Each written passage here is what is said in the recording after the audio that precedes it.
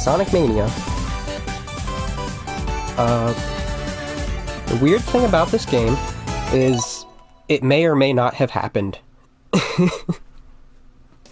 Then a lot of this is attributed to some poor writing in Sonic Forces. But we're just gonna assume it did. Right? And it was probably pretty shortly after Sonic CD. I'm gonna do a little bit of menuing due to some silliness. Sonic's hanging with Tails, getting some rest and relaxation from his travels, also reconnecting with Mighty and Ray. They're in the DLC. They get a huge energy reading, and where they find it? Angel Island's back on the ground. Because of this thing, the Phantom Ruby. Eggman got here first, sending 3 specialized egg robos ahead. Or 5. Which, when they interact with the Phantom Ruby, become the Hard-Boiled Heavies. And I've been sent back to Green Hill Zone, it seems. Except not really, we're still on Angel Island. See, the Phantom Ruby's primary power is to alter reality with illusion magic, but so much so that it basically becomes reality. If the illusion punches you, you still get hurt, as Tails described in Forces.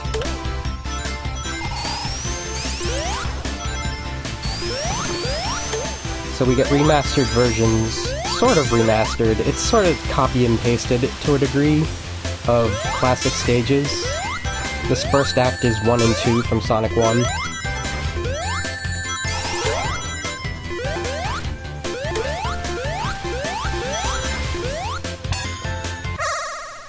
And there's still big rings, though. The area we just got, it looked very similar to a part of Angel Island Act 2. And they send us to Sonic R-looking special stages where you follow a UFO from CD.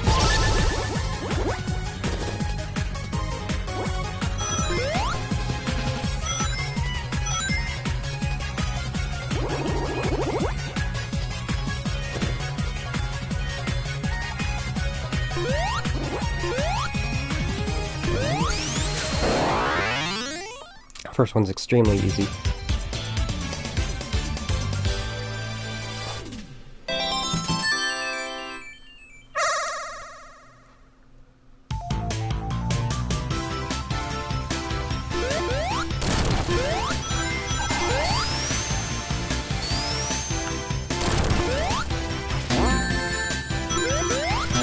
Oh, goodness, I messed up. I have the Sonic 1 ability on. Oh, Sonic 3 ability. I'll finish this stage though.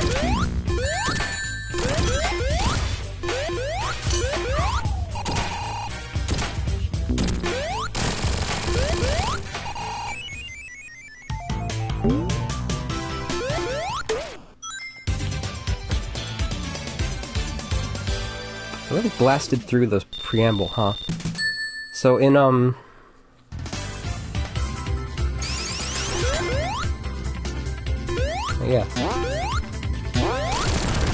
The area starts off Act 3-ish, but of original Green Hill, but we've got hang zip lines, which are very similar to the ones in Angel Island, but more so the ones in Sonic 4. The big thing about the level design in this is referencing as much stuff, especially from Sonic 3 and CD as it can, but a little from later games too that we haven't seen yet. Oops.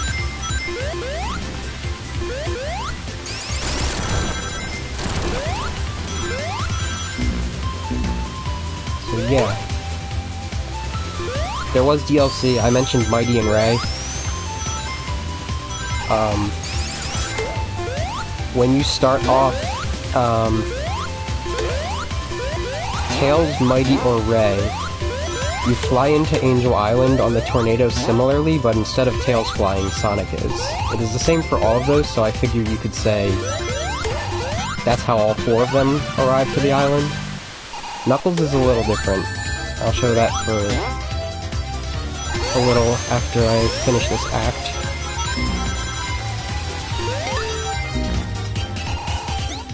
This act, which ends with the Sonic 2 final boss. Eggman's going in for it immediately. Except you have rings now, so it's a lot doable. A lot more cheesable is the word I'm looking for.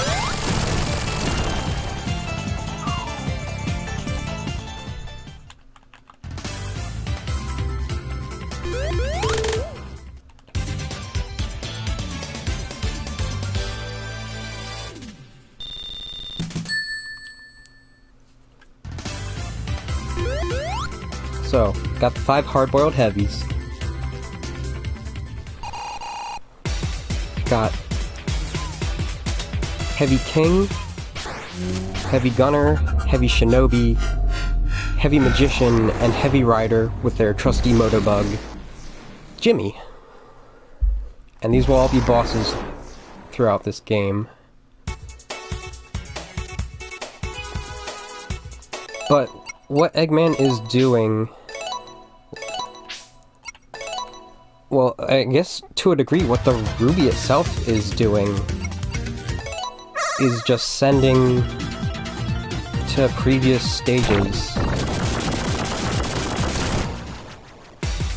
Now, I don't know why Knuckles wasn't concerned that the island fell and he was just chilling. But this is how his start goes. He's just chilling and he gets knocked over. And it actually starts him off at a different part of Green Hill from where Sonic and Tails start.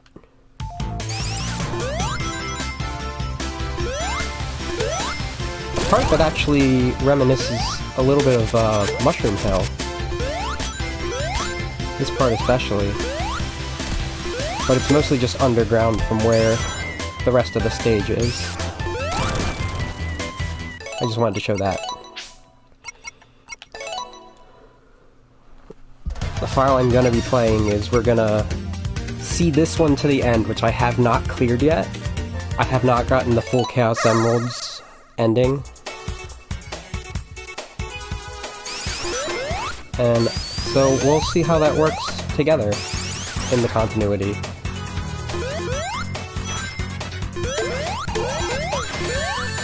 Oh, but I keep forgetting. I like to put the Sonic 3 ability on. You can change game options here, and Sonic's ability is either the innate Mania one, the peel out from CD, or the insta-shield from Sonic 3. And I want to show you... I'm doing great right now. It's okay, like, only 2 people are here.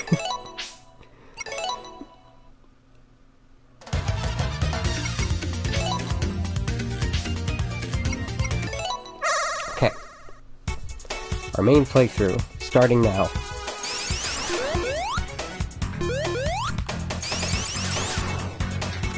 Now, I usually spin dash like that. Drop dash, though, if you double jump, you can go right into a spin dash as you drop. Aptly named.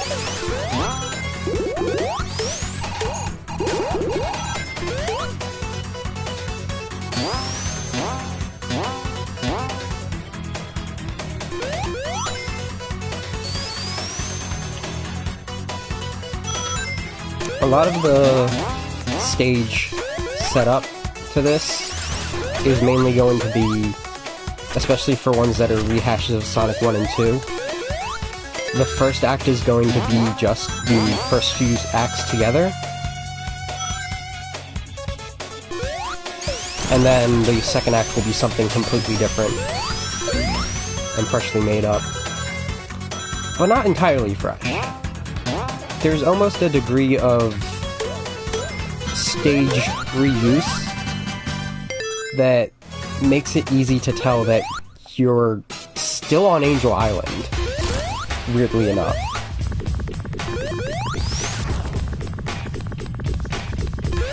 This boss takes so long.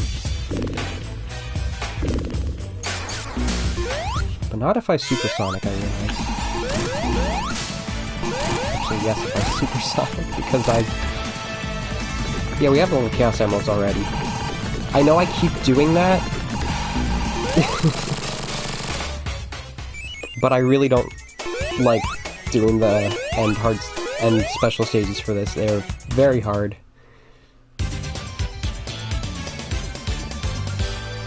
And as I keep trying to start saying, the DLC, I don't have Mighty and Ray in this. They are added in the downloadable content that makes it Sonic Mania Plus. That also adds a Encore mode,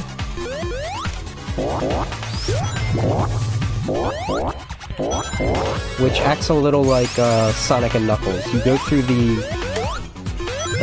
Knuckles Chaotix. It takes you through all the stages a second time with different color palettes, and you now have pretty much all of the characters interchangeable.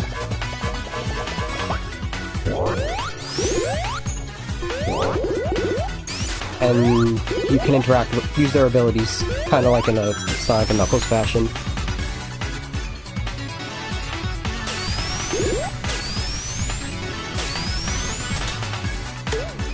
I keep saying Sonic and Knuckles when I mean Knuckles Chaotix.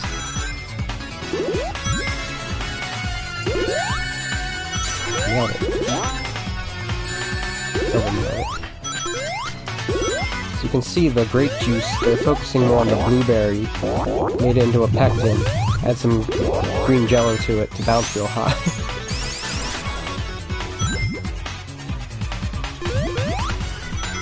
Grape is over there. That's the grape jelly.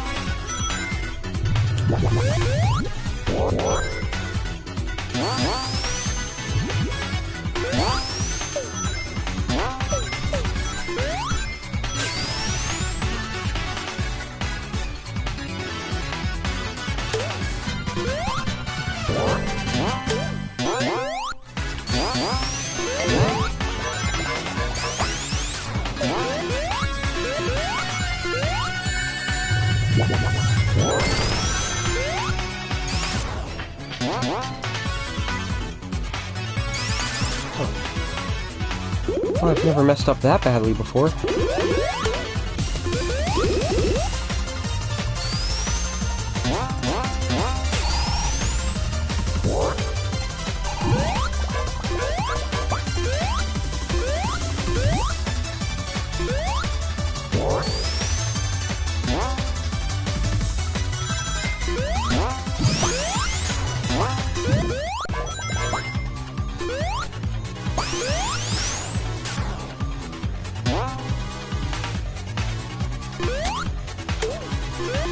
Thanks, Tails.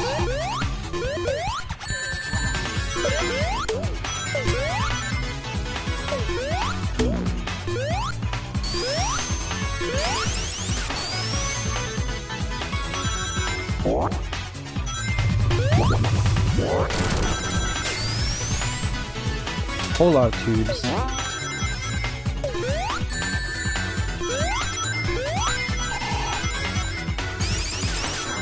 Hitboxes are very different for the enemies than they are in Sonic 3, unfortunately. Oh man! I do believe this is your first time viewing me live on Sonic. Just in time for Dr. Robotnik's Mean Bean Machine.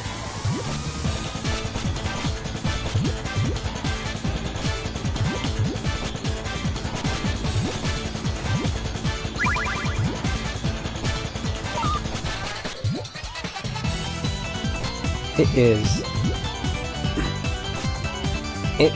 The thing that I think about a lot in this game when there's bits like this is how this is even real, because the whole thing is that, like, the Phantom Ruby can just make it real. Because Dr. Robotnik's Mean Bean Machine, I forgot to mention this when I was mentioning stuff like this the first time. That is in the Sonic cartoon continuity. But, Puyo Puyo might actually exist in the Sonic world.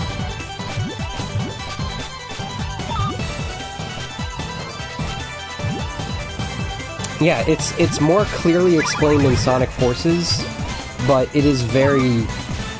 This game, anything working in this game is it hinges on the fact that, like... Puyo Puyo works like this. I'm playing Puyo Puyo right now. I don't actually know the story in Puyo Puyo itself. But this is a thing I've been thinking about a lot, is what non-Sonic games could actually be canon in Sonic. And if Eggman actually knows about the Puyos... Like, these aren't the mean beans, you can tell because they aren't angry, these are Puyos. Does that mean they exist in the Sonic world? Is there a magical school where people compete with these? Like in Puyo Pop Fever? Anyway, this is our first original stage to this game.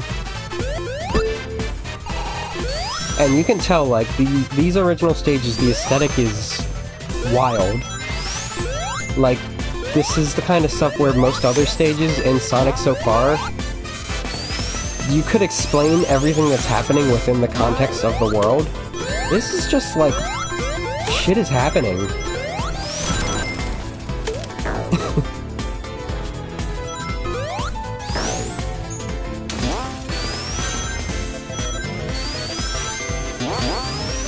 It's like, just a little to the left of Wild from the casinos.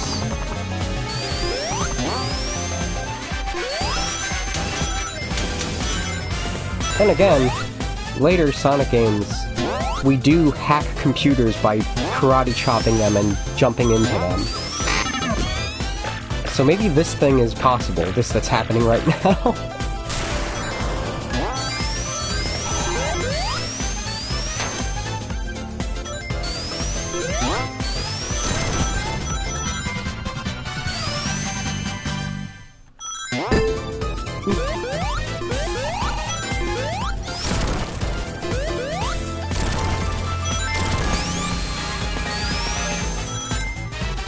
But yeah, like I was saying, like, we're technically just... There's no evidence that we ever leave Angel Island proper, after even when we are sent to Green Hill, and it is all work of the Phantom Ruby's illusion powers, making it a reality. And here's our first Hardboiled Heavy battle with the gunner. Like that one. Lentil, don't block the mic, Lentil. Cats want to be streamers.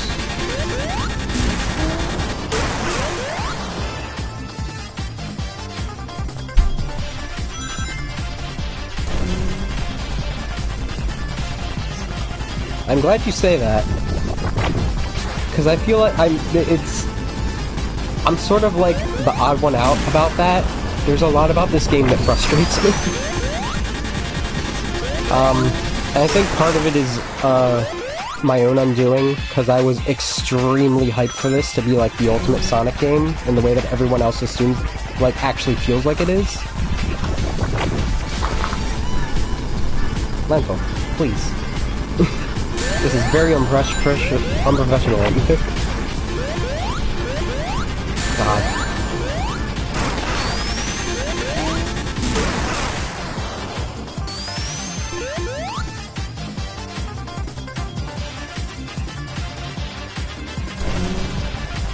It is funny, because this thing I talk about how there's a lot of evidence in the level design that implies you're still on Angel Island.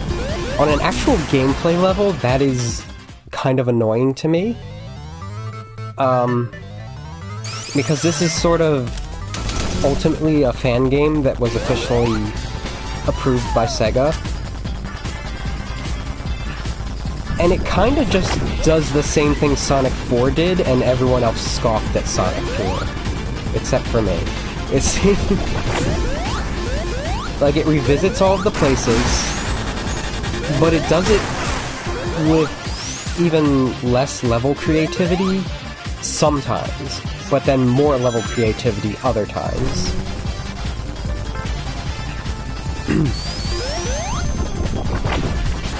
I think ultimately I would rather play this about as much as I would the remastered versions of Sonic 1 and 2. But I'd still rather play Sonic 3.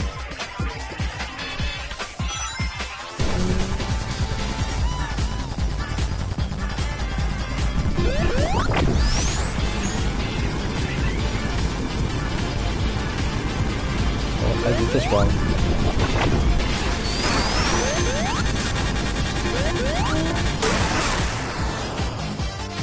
Yeah, like, if this is brand new to you, this is like... There's a high amount of polish in this compared to, like, 1 and 2 especially. I think my thing was I wanted it to be on 3's level for me, personally, and it just is not.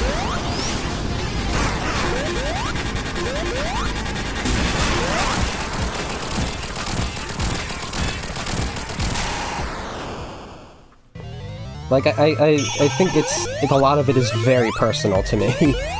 I feel like the creators of this game and I are not on the same level as on the same wavelength as Sonic fans.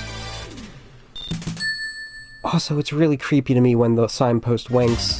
That's another thing, I'm blaming the Phantom Ruby for that, too.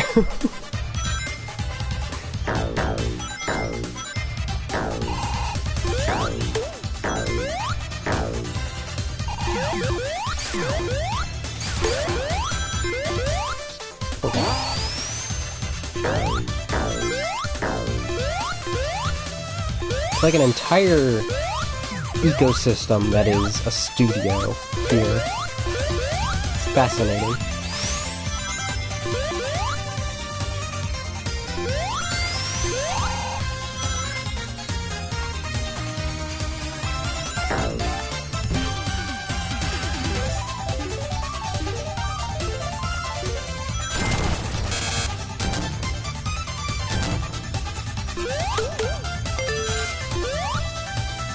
I should probably do some special bonus stages at some point.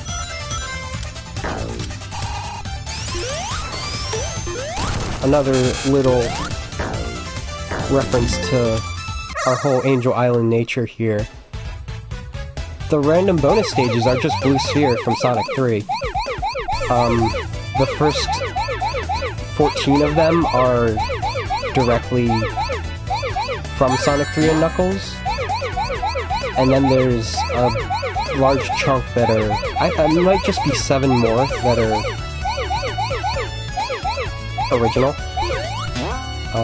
Maybe partly inspired by the Blue Sphere minigame that you unlock by attaching any other game to Sonic and Knuckles.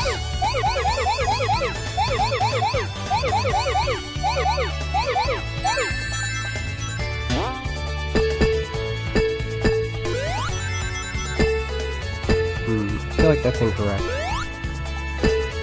There we go.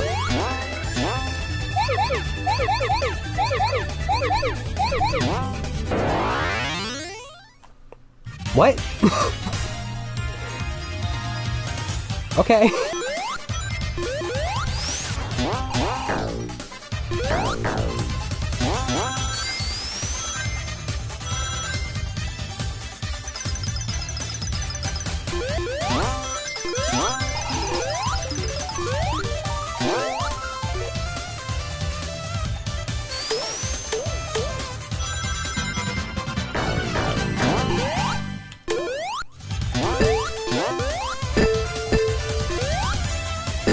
Nope.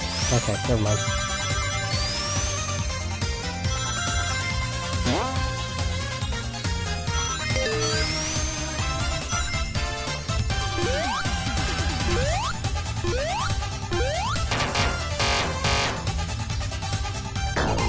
Oh, well, that was weird.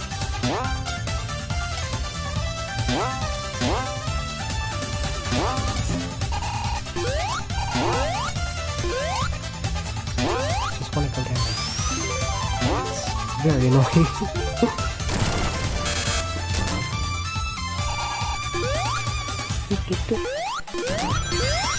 As I said, all of these original tracks are absolute bangers. T-Lopes did not sleep on that.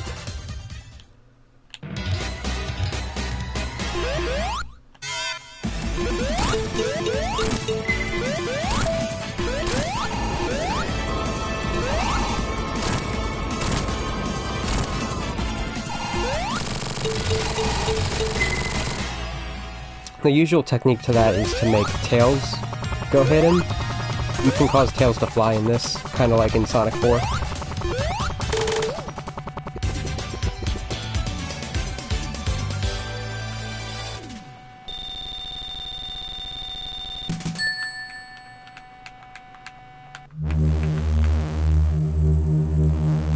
Even the flying battery is back. And this flying battery is probably the first example of level design that actually, like, directly annoys me. Because this first act is just Act 1 of the stage proper, except there's just extra weird design to it. It's different from a later level that's just, like, a little different design that adds a little flavor. It's like, I don't know why they did that. And then in the second act, you don't want to go the high route at all. Because then it just becomes Wing Fortress. And nobody likes that.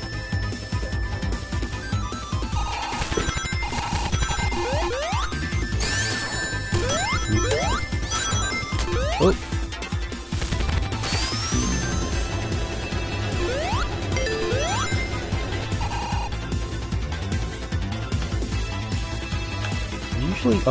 Accidentally avoid that all the time.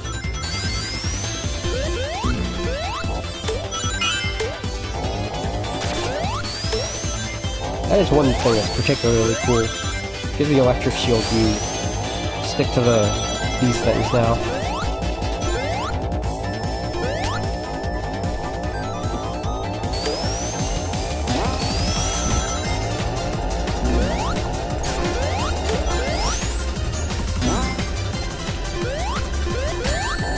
Wow. That's a first. I love it when firsts happen on stream.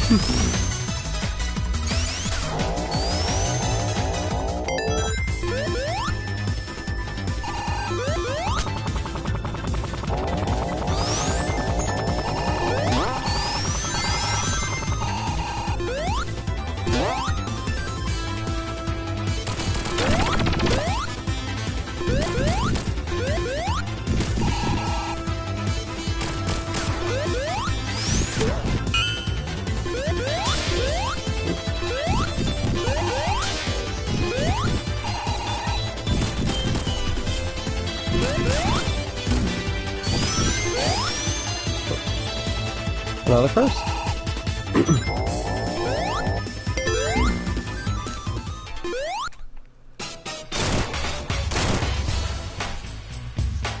Well, it's official. Sonic is trash.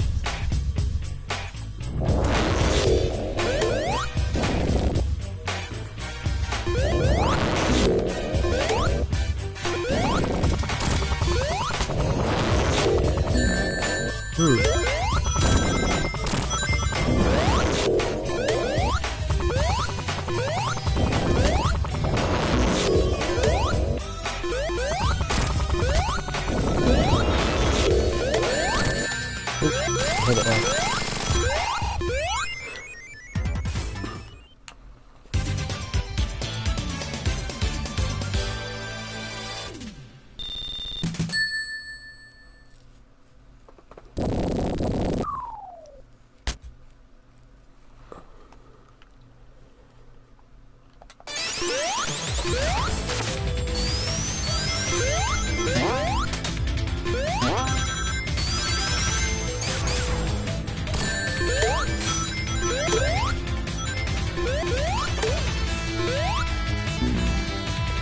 I'm pretty sure that's directly what it's inspired by. The trash compactor scene. After all, it's the same game that has the game series that has the Death Egg in it.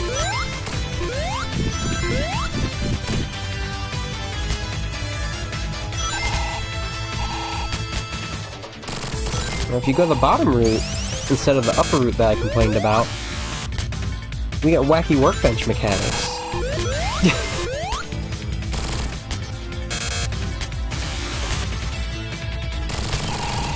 That's true. I said that in the first episode. I didn't say that at all. I did call Star Wars a niche little indie thing, though.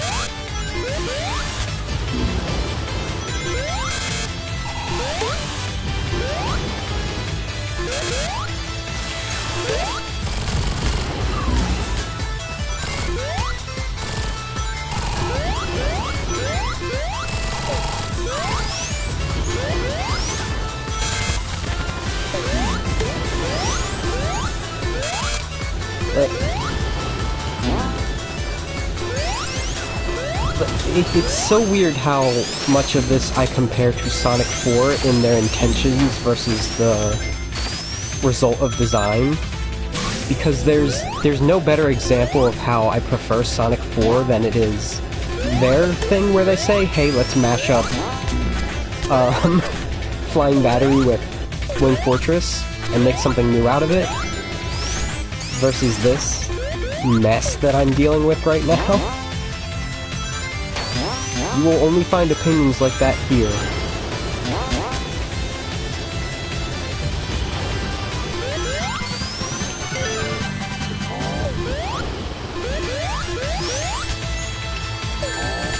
Nonsense.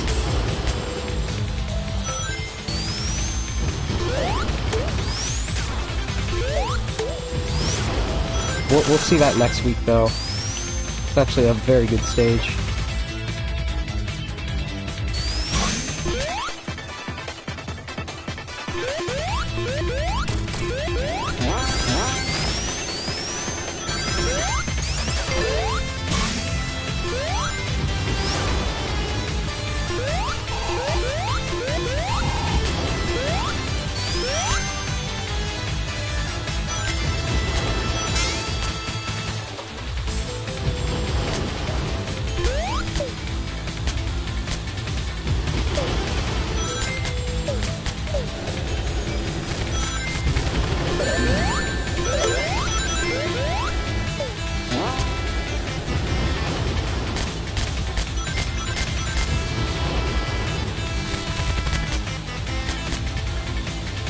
I also bet Flying Battery would be more fun if I found out the fast strats to it, as the speedrunners say. It's just a long level after a while. If you take the upper route, the last time I took it, it took me like 6 minutes to get here to a boss that I do not like.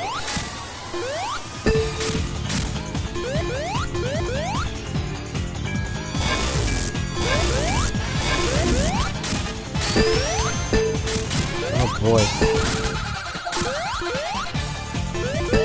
How functional that technique is.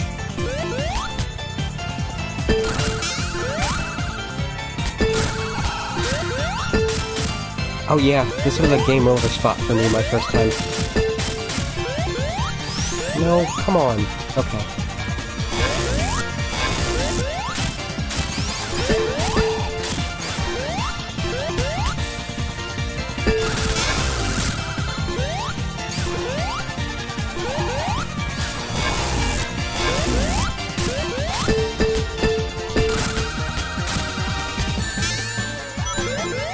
Nice.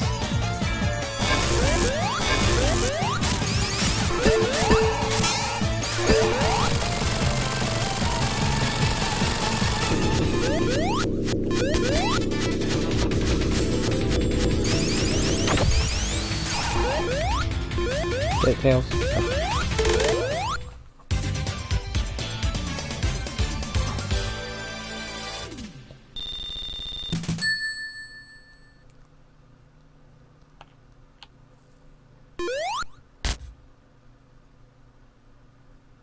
feel like I had more to plan to say. I also may just have a lot more planned for my bonus stream where I actually do replay 1, 2, and 3. This is our next original stage, which is secretly, actually launch base.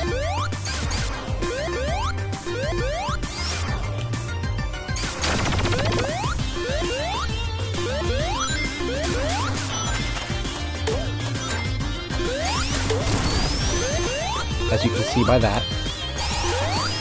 The theming of this is how do we put as many seasons into one level while also making it a newspaper-based thing?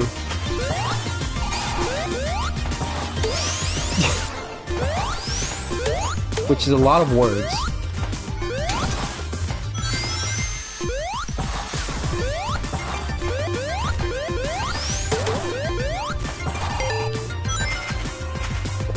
It is always time for crab. Remember crab meat? My beloved?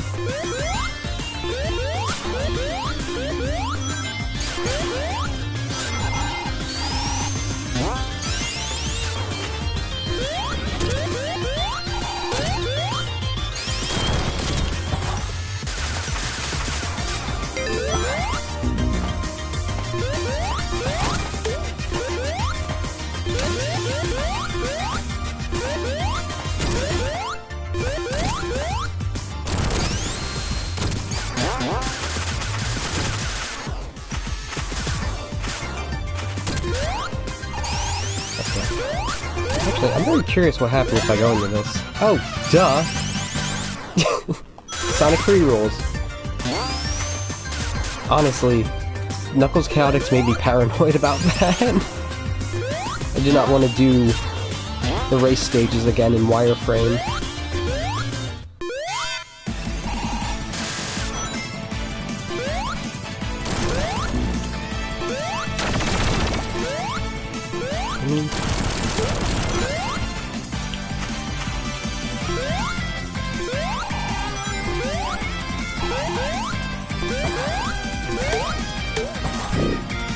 Oh, well, I got egg on my face.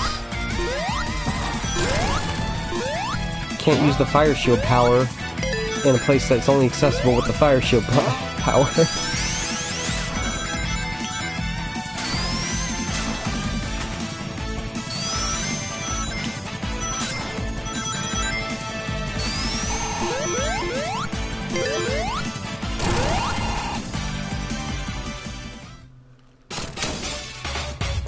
I hate this boss with all my heart.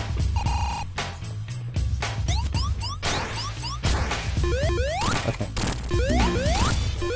You normally have to make it hit those orange boxes to break off a arm, so you can actually hit it while it moves away from you.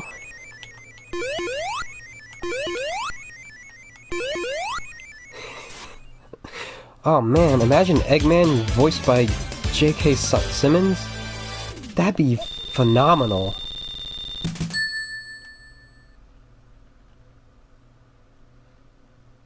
Good thing I have a fire shield, because it just became... The fall foliage has both bloomed into spring and it's winter.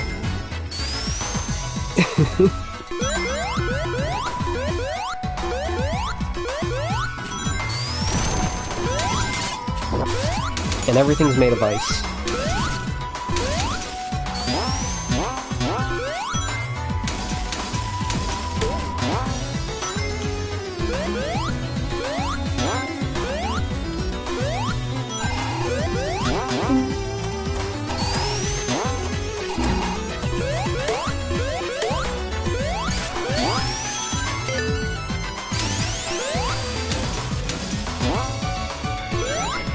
The music's so good though.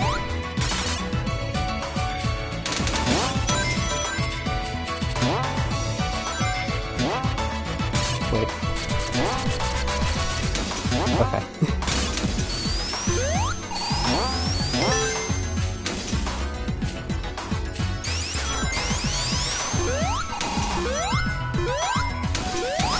Nope.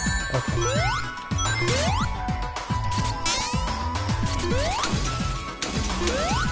How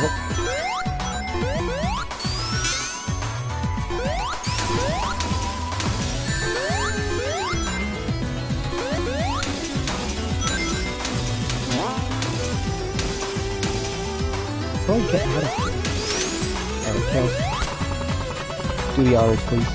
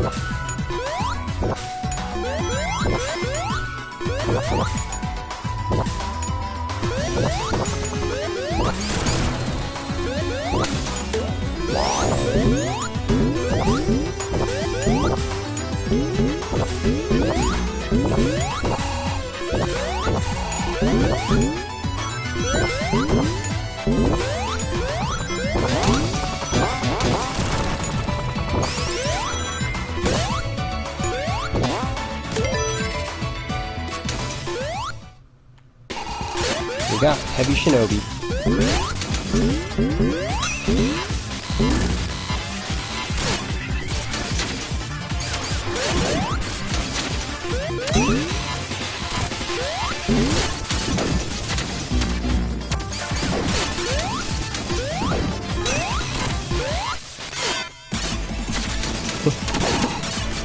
Even Supersonic is not immune to freezing.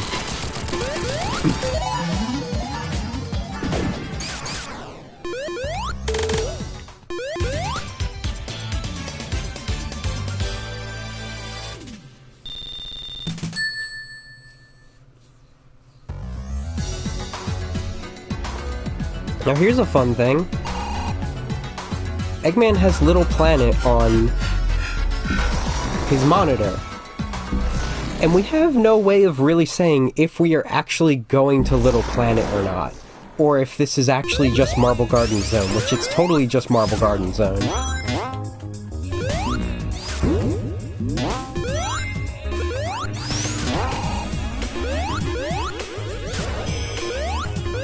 So there's two ways you could actually, like, say where this takes place in the timeline, if you want to believe Little Planet's actually back or not. This is either 11 months after CD, or it's immediately after CD. And Eggman's just like, perfect, I can use this to get Metal Sonic back without actually getting Metal Sonic back. Which is what I personally subscribe to.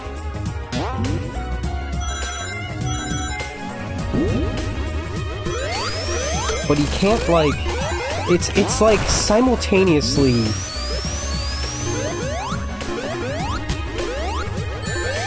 How do I put this?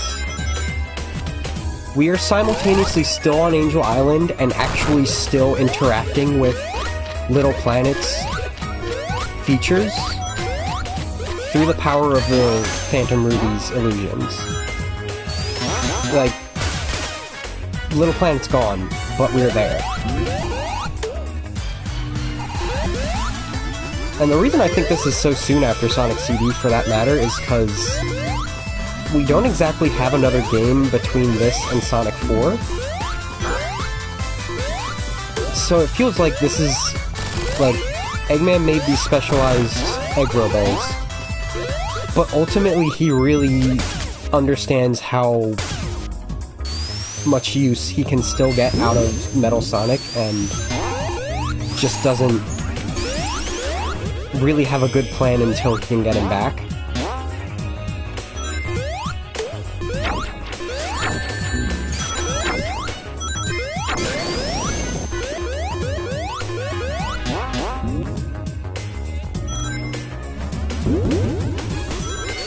Incidentally, there is a,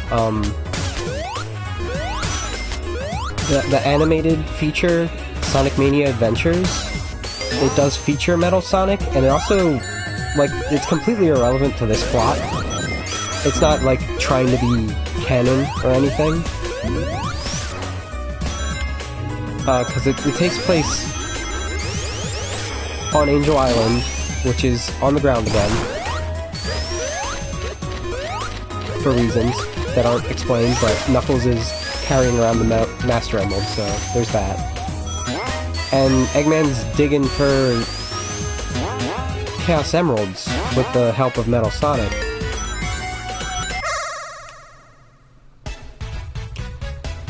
I don't want to play that.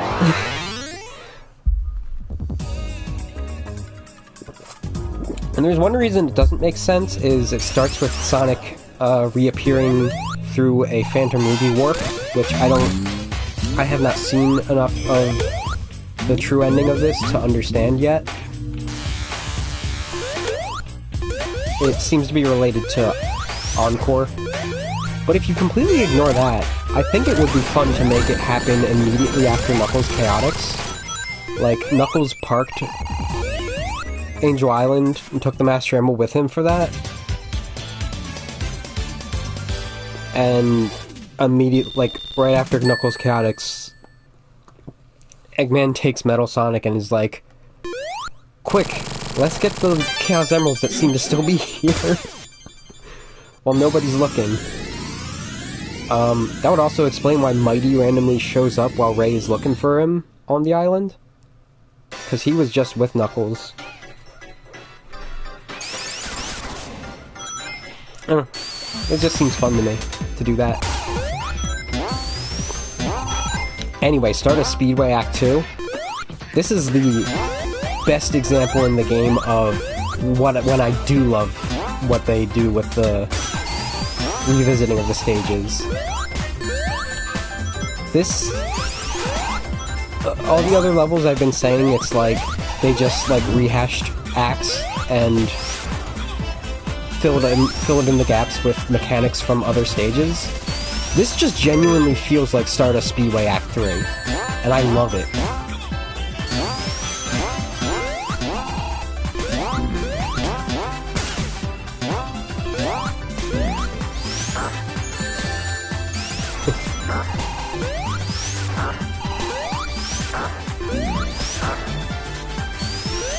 Play this game all day, little bug.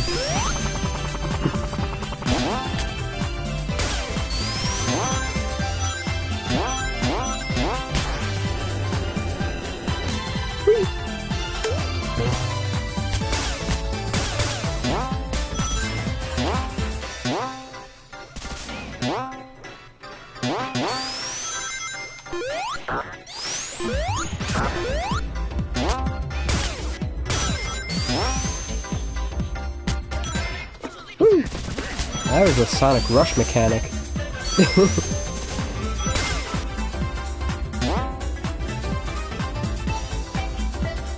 A little flavor here. Nice Metal Sonic hologram. We do that instead of breaking open a box. Ah, fuck. Here's Metal Sonic. And he doesn't want to race. He just wants to attack us.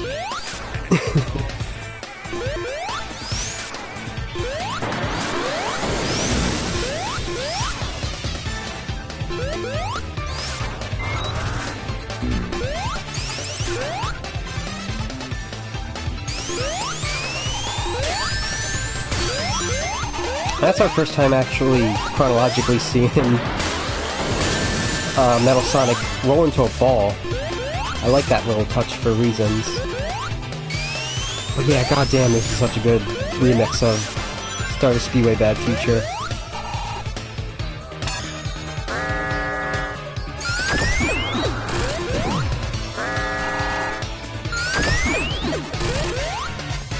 These micro metal Mechasonics, they're from the 8-bit version of Sonic 2 instead of the Silver Sonic we saw in person, which is also something that did not exist in this continuity. And if you remember Knuckles Chaotix final boss, there's a little more of a natural source of power, so he doesn't look as red, but basically you get the Sonic 3 Death Egg Robo boss again out of this. Oh well, now we have the Phantom Ruby. It's all ours. Hey, wait up. Jerk. No, Sonic always craves violence is the thing. That's like... Eggman made him and is like, you're Sonic. This is also Sonic. There can only be one. Do something about it.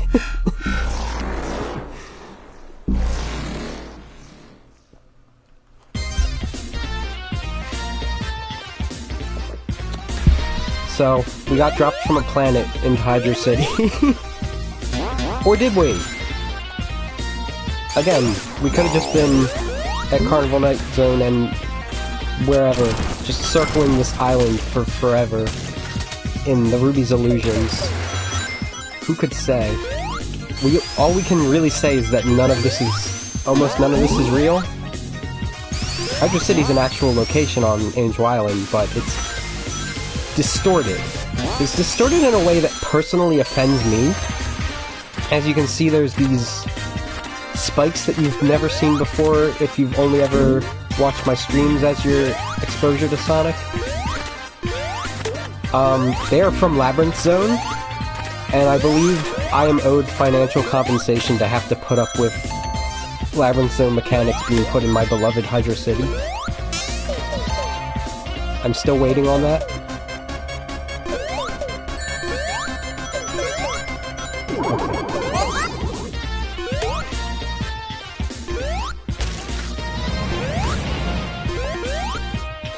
Incidentally, I've been playing a lot of Labyrinth Zone lately to prepare for my speedrun of Sonic 1.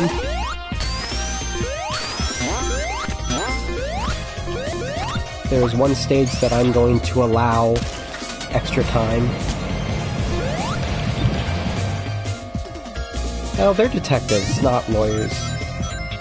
I know in another series they're kind of interchangeable at times.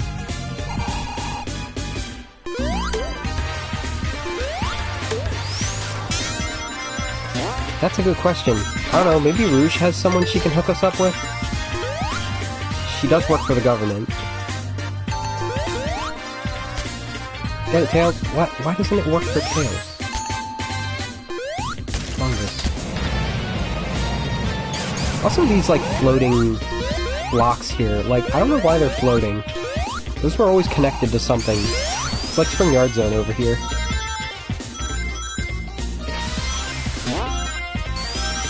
That's actually probably what Chaotix are doing right now during this game. They're, like, setting up their detective agency.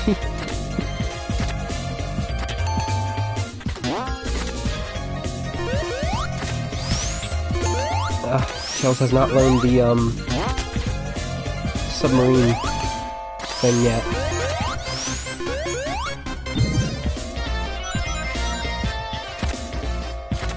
I've never showed that before when playing Sonic 3. If you do try to have Tails fly you when you're underwater, since he's swimming, he just sort of struggles. In Sonic 4 they add the ability to actually pretty much infinitely propel forward with Tails underwater.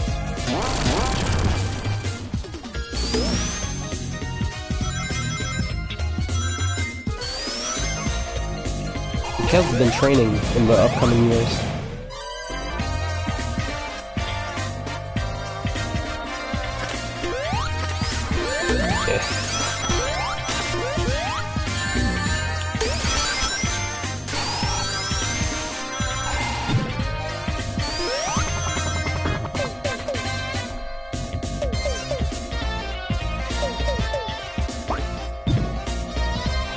This little bubble mechanic is from Sonic Triple Trouble, Sonic and Tails 2. Which again, good game. Not in this timeline, but good game. It might also be in Sonic Chaos. I'm not as familiar with that one.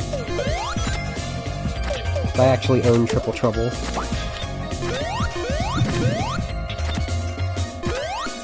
Here's Eggman. Scuba-ing.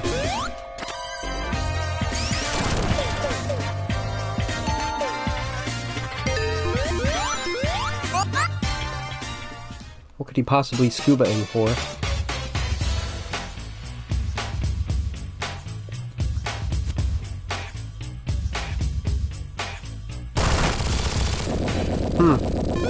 For the sake of putting us through another reference to Labyrinth Zone. Cool. This is what I mean when I say, like, this game just does what Sonic 4 did again, and everybody praises it for it.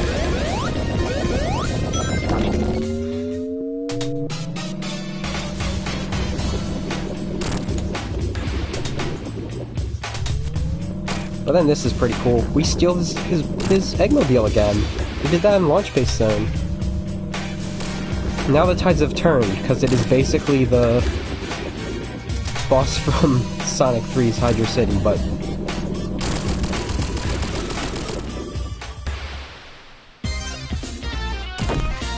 It's also kind of a silly fight. But, you know, that helps it be fun.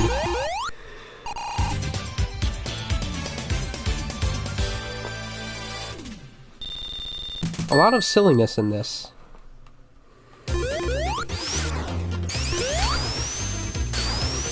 Now half of this stage is just pure Hydro City Act 2 from Sonic 3, which is solid. But as you can see, the Phantom Ruby has stolen all of the magenta from these columns, so they have to be dull and they can't be purple.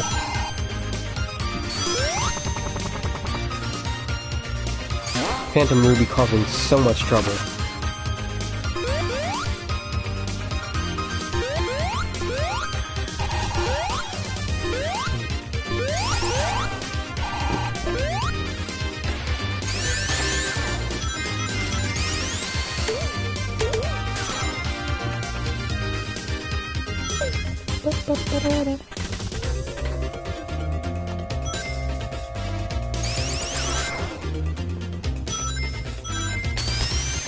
I'm kind of like waiting for more people to like show up, hang out before I like give another recap of what I said at the very beginning.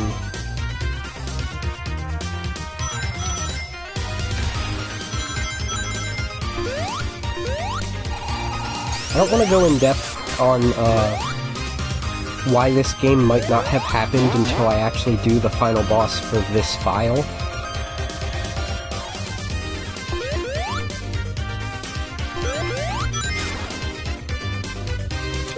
Mostly for my own context of understanding how that works.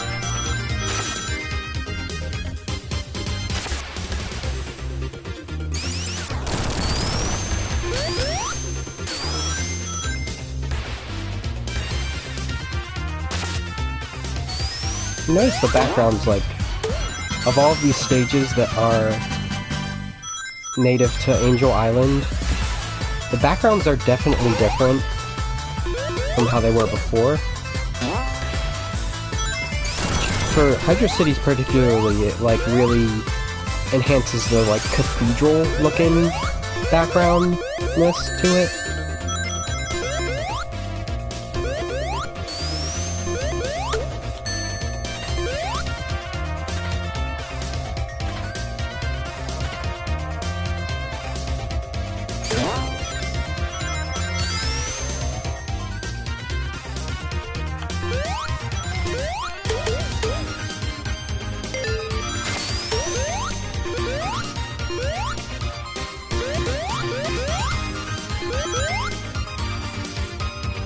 That's a nice little difference.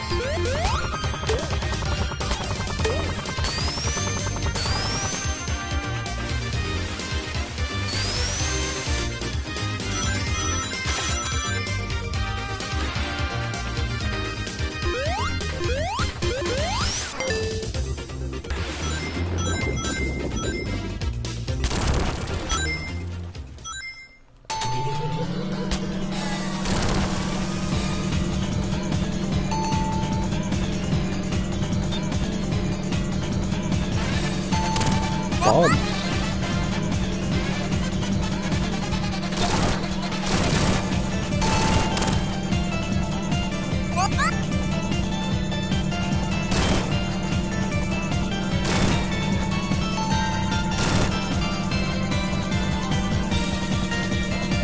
figure my silences are very fine on this because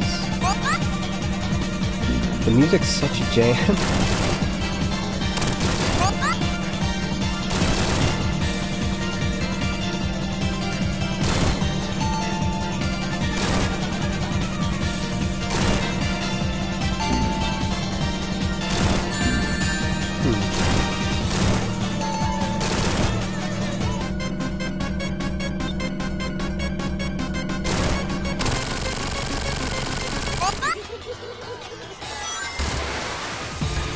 We got the whole swapsies here.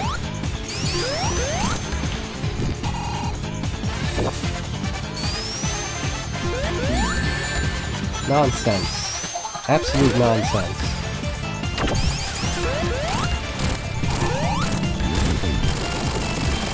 The mid-boss becomes the big boss.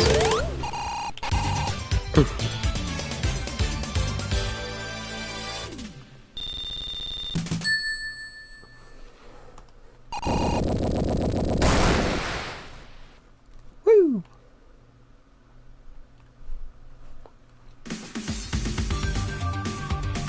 Look, Knuckles is with us. Now Knuckles isn't with us. Because Heavy Magician's here. She just does whatever. Also to note, a pronoun rundown for the hard-boiled heavies. For Heavy King, Heavy Gunner, and Heavy Shinobi, it is he, him. For Heavy Magician and Heavy Rider, it is she, her. It's a fun little thing to note.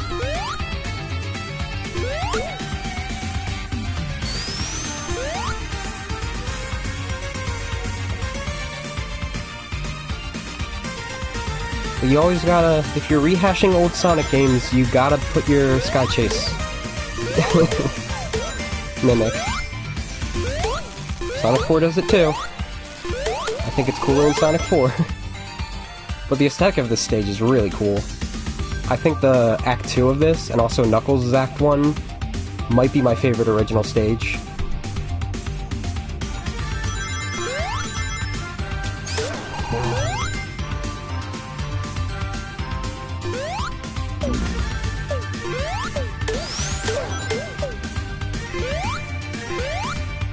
Please hit him.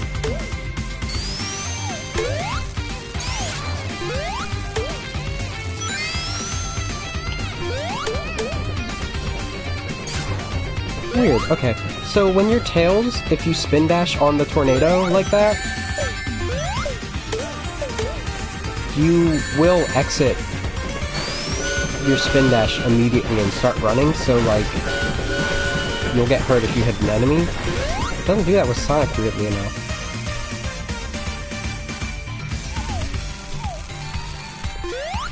All aboard.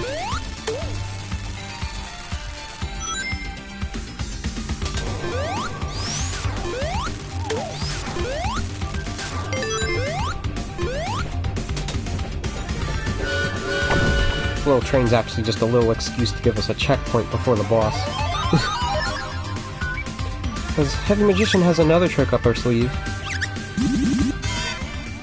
And takes us over to Space Harrier.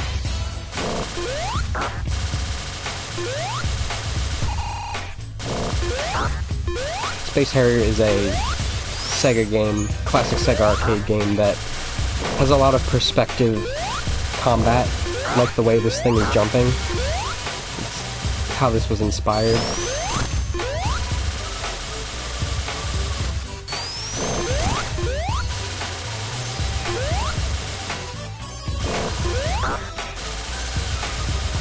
Does not help with being able to hit it.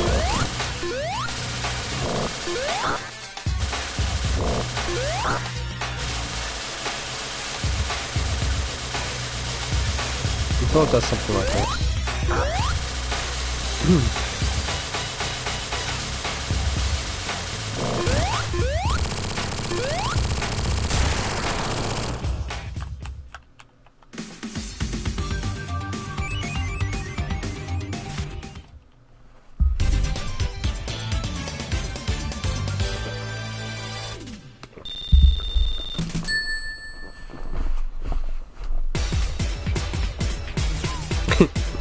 I love that. Now who's this motherfucker? And why did that work? A cork gun to the...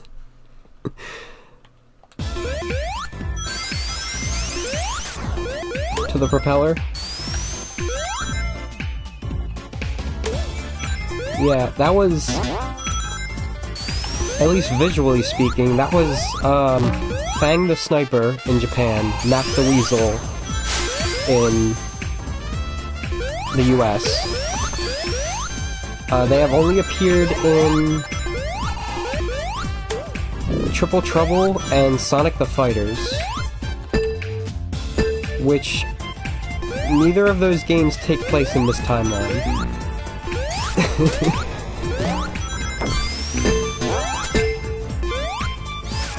Which is not an issue if you subscribe to this not happening in reality. Like, if you subscribe to this not actually happening in the main timeline.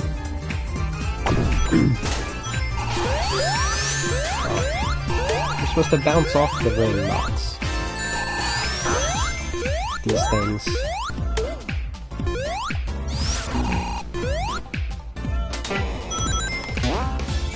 The aesthetic of this place is really fun.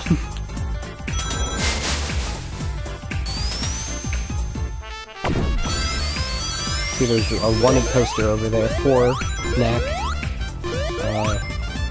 Of course, Heavy King is watching us.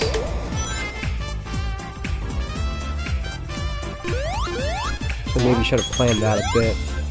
There are other wanted posters in this. Okay, I'll just go this way now.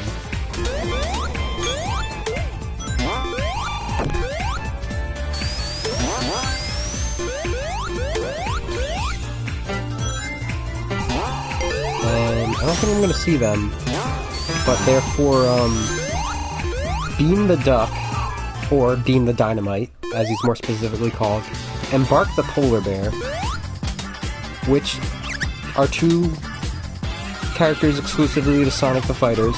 Again, don't appear in this, but this is why.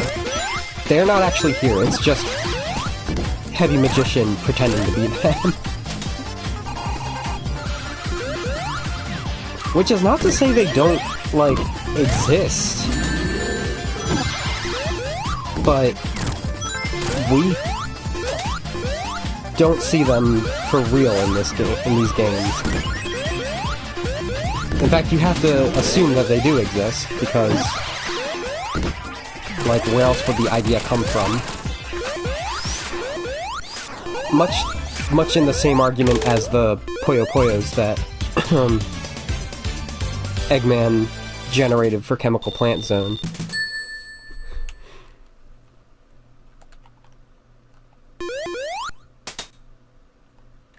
Boop. It's a very Carnival Night exit. Back to The Revenge of Mountain Dew Code Black. Pitch Black. That one.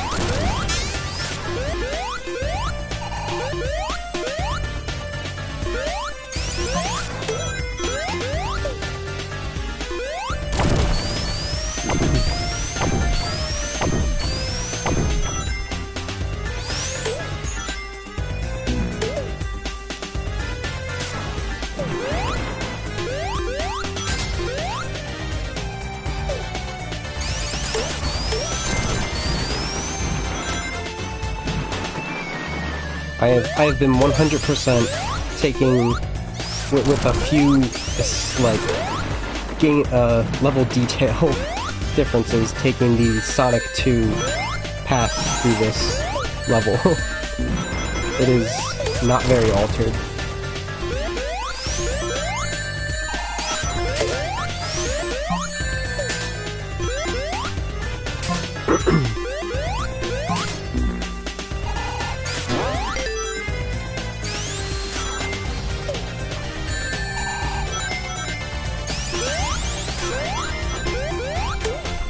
All that will change when the Fire Nation attacks.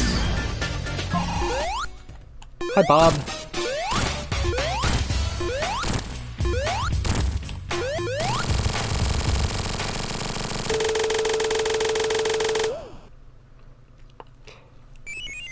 Hey, Abby, if you're still here, what was that Mountain Dew that, you had with the spiciness?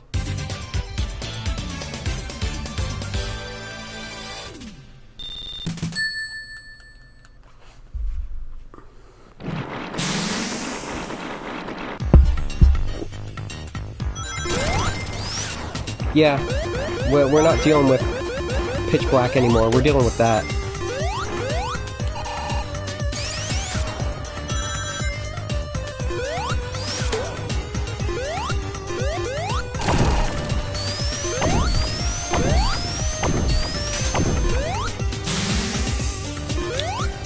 So this,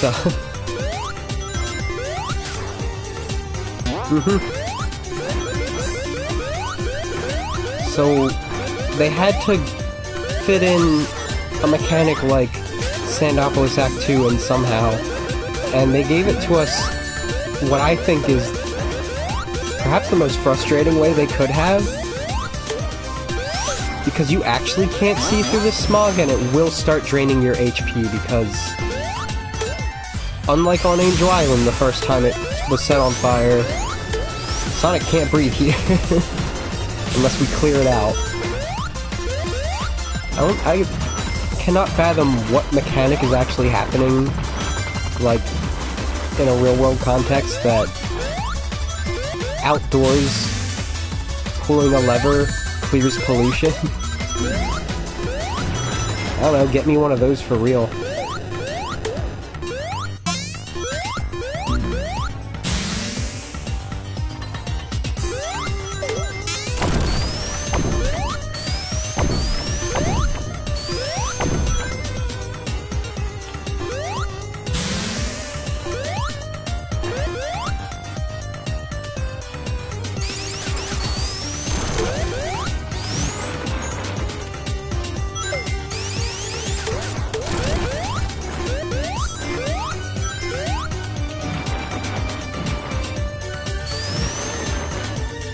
I don't think I've ever actually paid attention to how much of this might actually be Oil Ocean Act 2 from the original.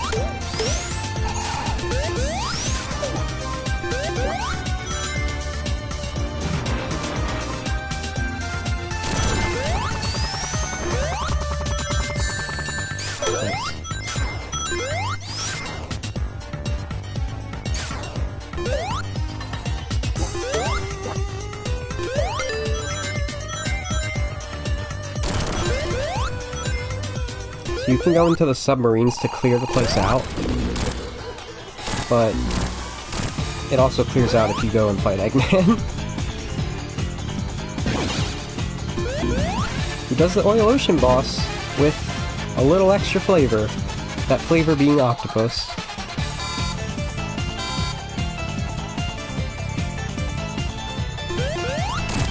With a hint of the Lava Reef mid-boss.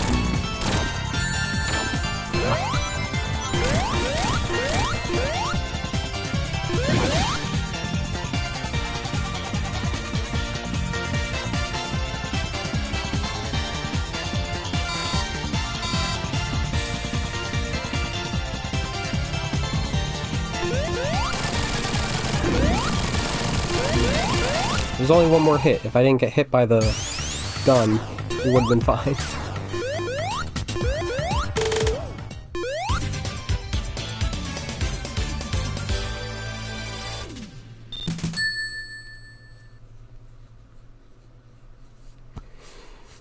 Time for the most effective way to get to Lava Reef.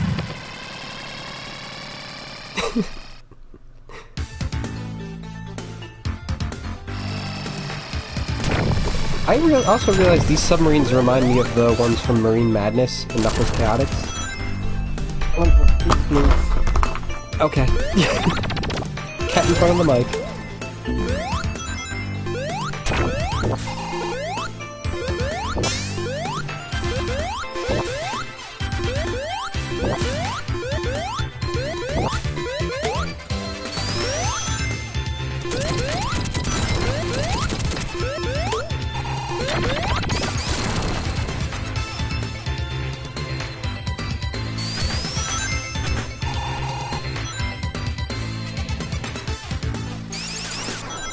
I always slow down there because I'm expecting it to be like the Sonic 3 part. But this place has been more developed since then for our little illusion area.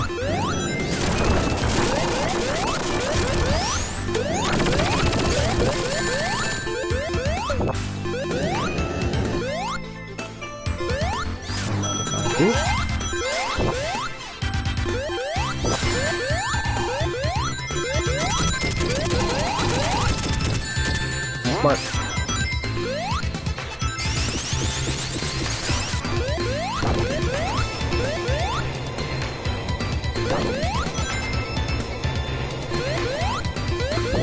It's interesting though, because the background aesthetic for this, we are not entirely underground. We get to a higher point, that'll be clear. We have like a whole like lava mountain range in this altered version of Lava Reef.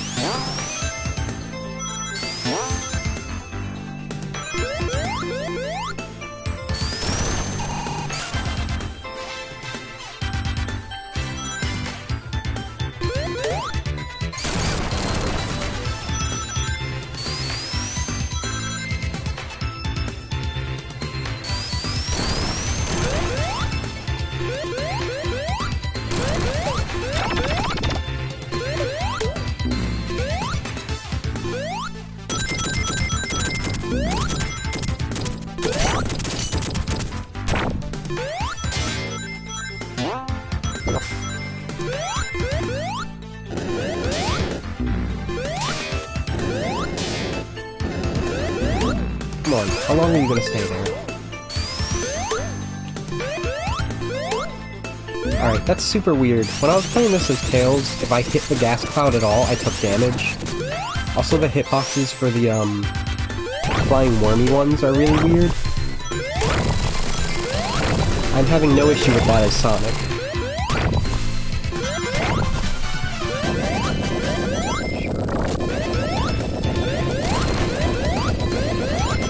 Huh, I don't usually go this way, but we've got a little bit of a hilltop zone thing happening here, with lava rising.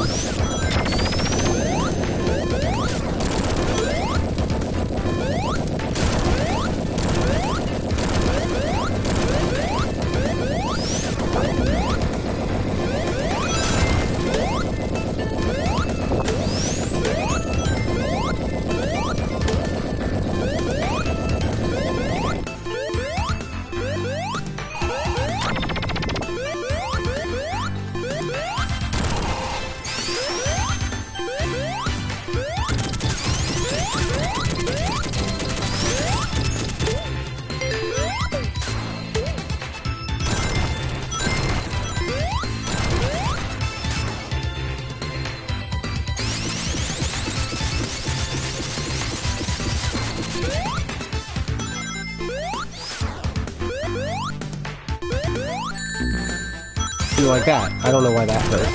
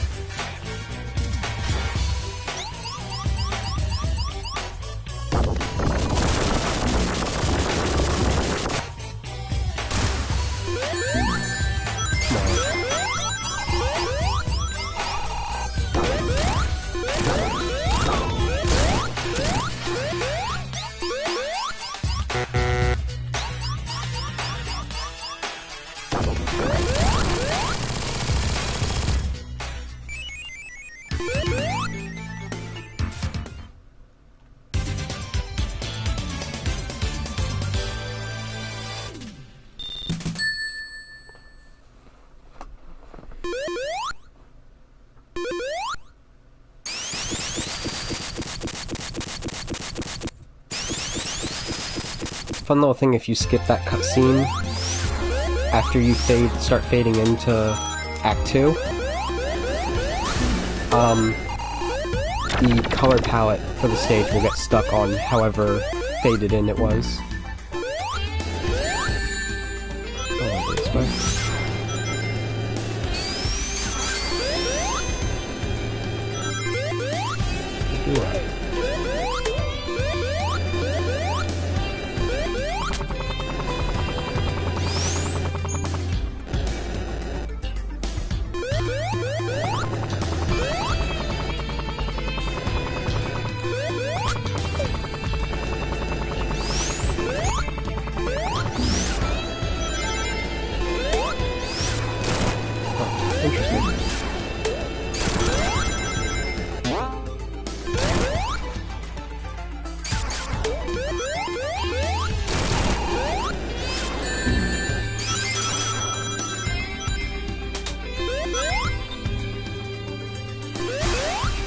A little bit of Marble Zone.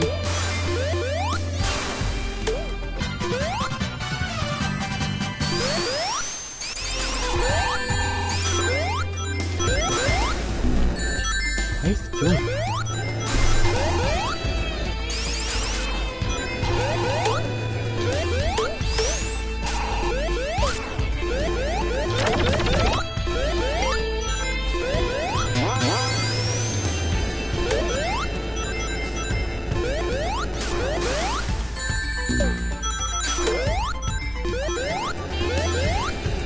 I feel like I've only played this stage like twice. Just don't know these alternate versions.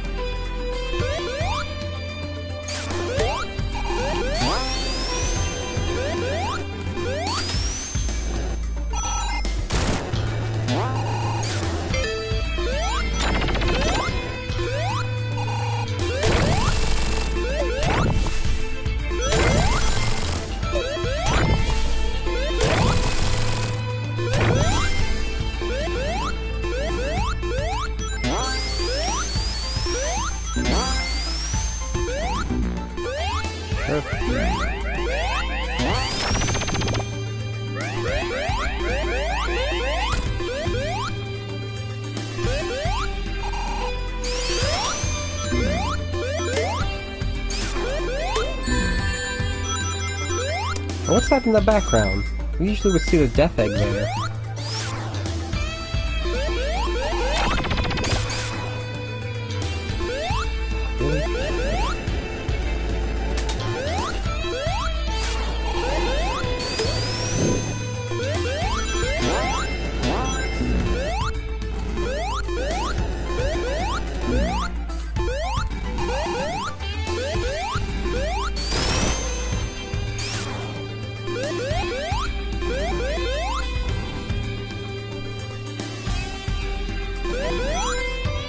Head to the hidden palace where there's a rocket. Why would there be a rocket here?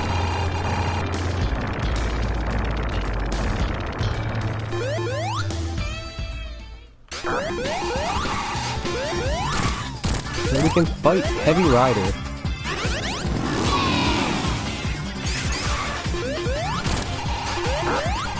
It's going so much smoother than it was with Tails last night.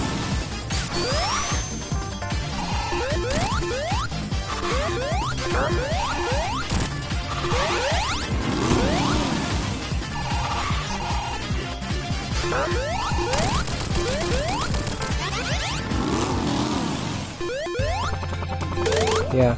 So, we're being launched up to Little Planet, which is, like, not there, but it is there. Again, Phantom Ruby's really weird. The big question we have is, how did the Phantom Ruby get on Angel Island in the first place? To just sort of, like, broke space for a second, I guess, is the way to put it. So that's the best explanation we've got. It just appeared in a dimensional distortion, wedged itself into the ground.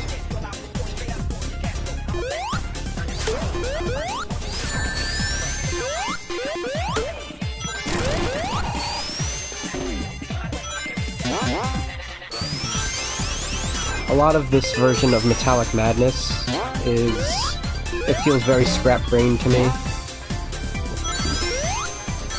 Except for this part. This part's just fun.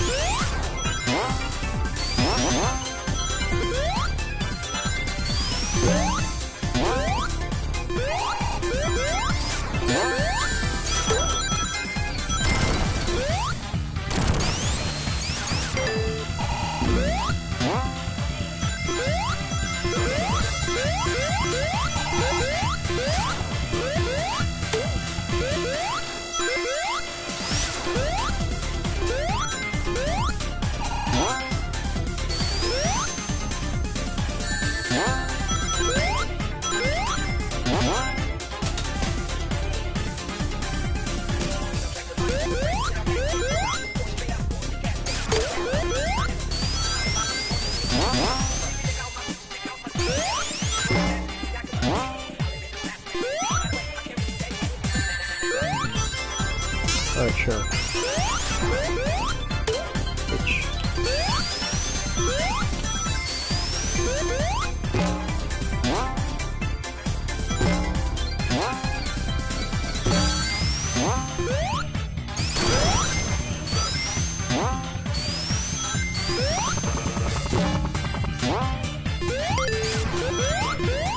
The reason it's very scrap-brained, though, because here's the final boss from Sonic 1, with another piston.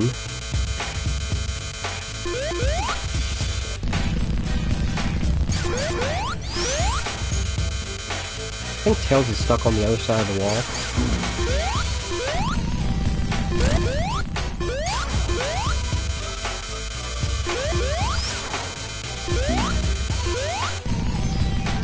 There's one thing that's very different. The orbs will follow you.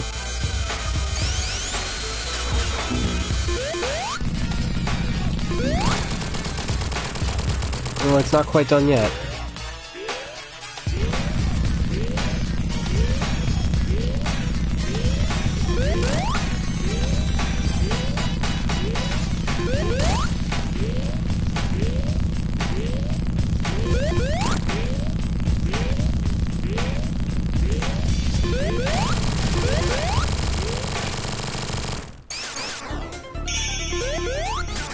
That was a mid-boss.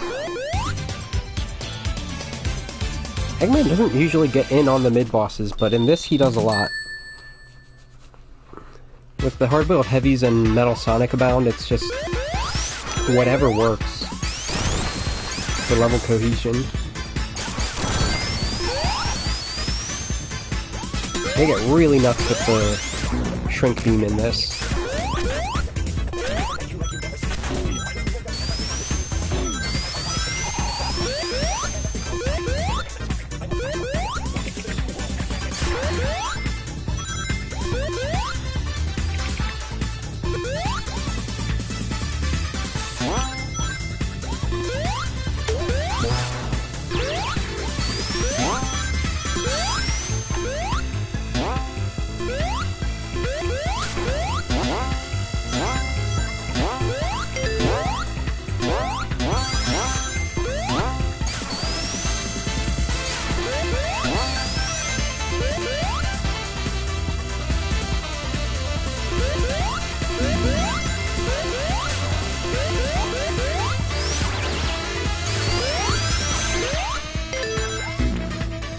Oh.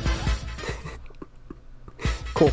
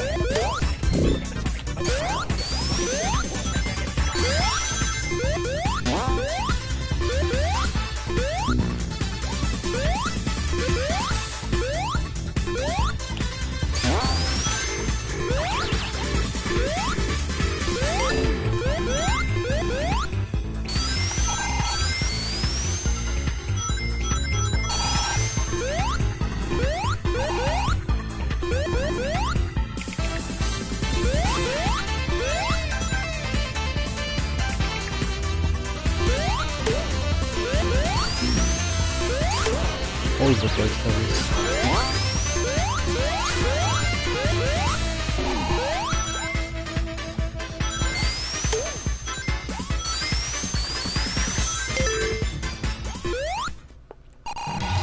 Now we're really getting into gacha.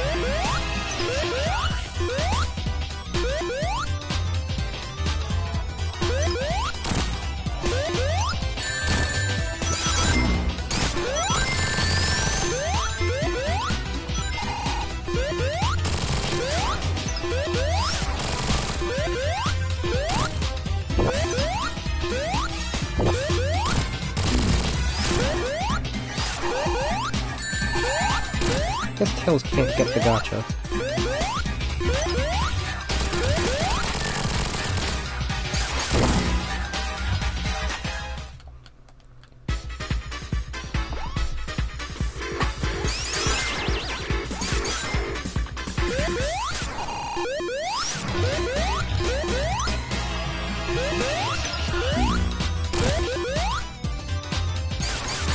My favorite past Sonic boss, Amy.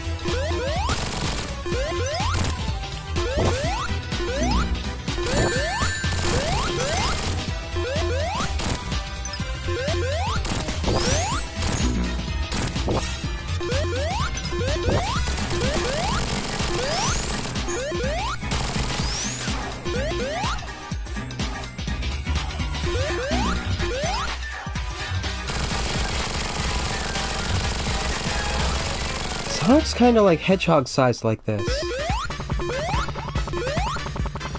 Oh.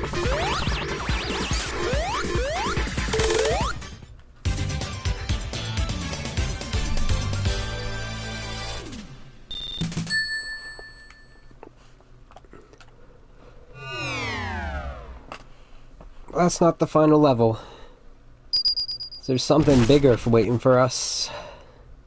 You thought the Death Egg Robo in 3 was big? Well, using the Phantom Ruby's power, he made a Titanic Monarch, is what he's calling it. Basically a city inside this thing. Just like fun. It's a really good stage, though. Aside from the scrap brain parts.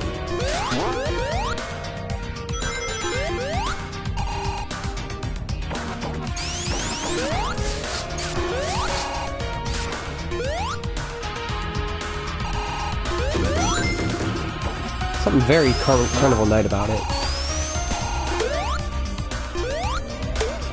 It is this world's version of Alexander, it's true.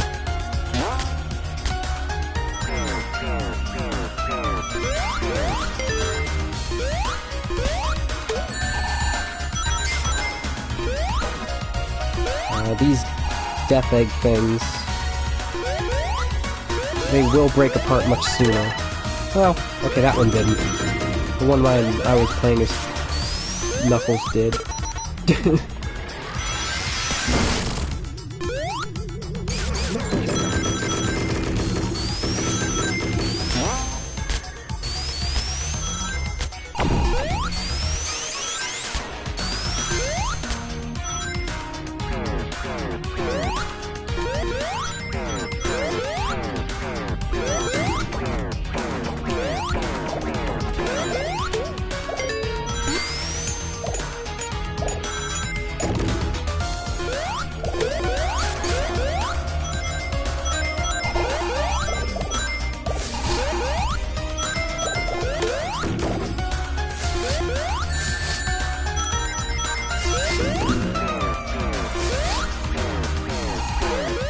this is still technically the scaffolding on the outside of it. You can see in the background we are slowly going to my freaking giant robot.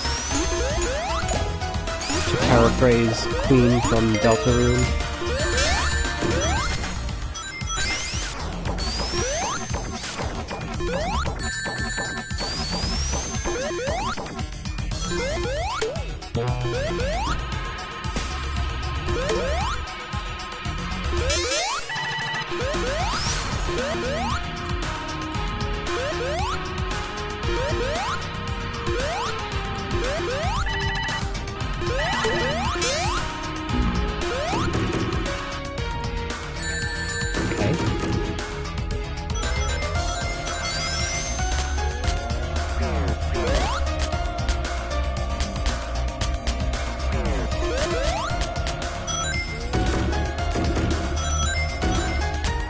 Okay.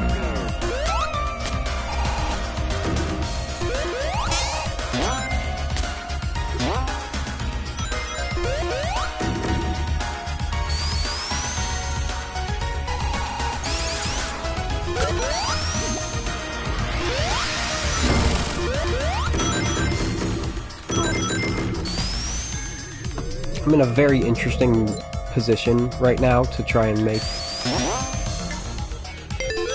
my voice come over as nicely as possible to the microphone.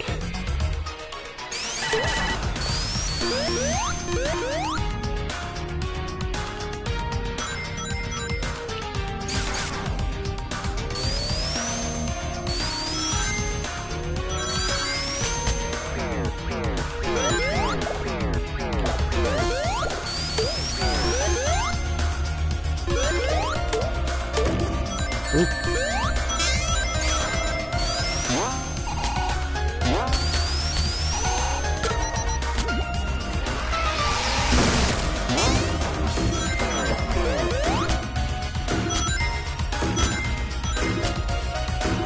You know, I always think of these bouncy things as part of Carnival Night. I am realizing they're supposed to be more about, Metropolis Zone. Hey look, the moon! I don't think we've ever seen the moon in a stage before.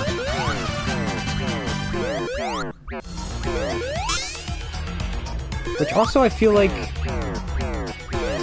the moon would look a little different from that if we were actually on Little Planet. A very realistically small moon. Everybody's favorite mid-boss.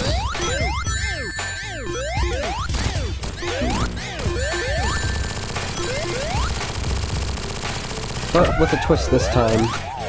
We start altering gravity in a way. It's being very kind right now, so I'm able to hit it a lot, instead of just going up so I can barely jump.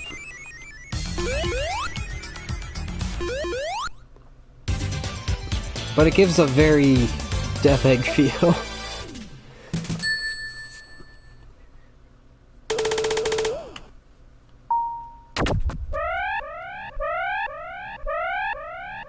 Now we enter the bot proper.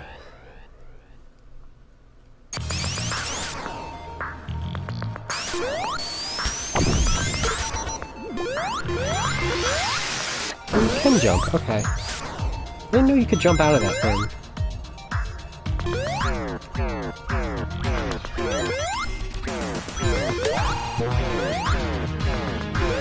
Gears.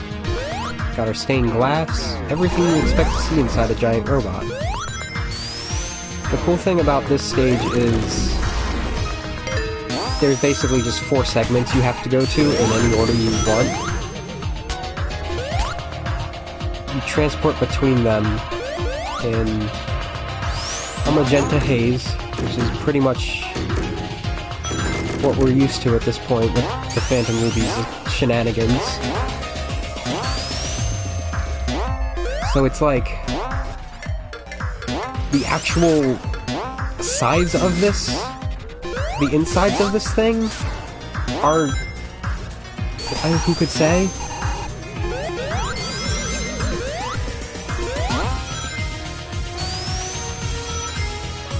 Because there's so much temporal distortion happening. Or, spatial distortion.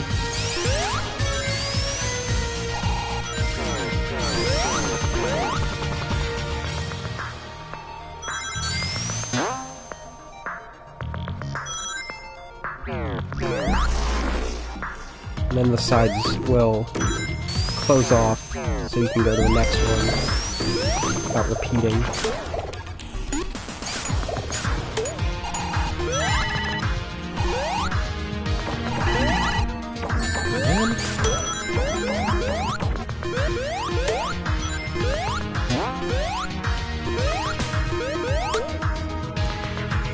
Very easy to get scissored by these things. Drop tails.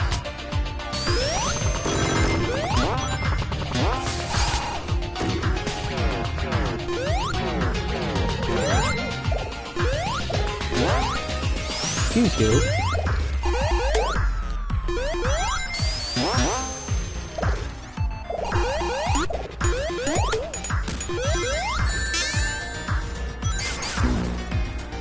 Nailed it.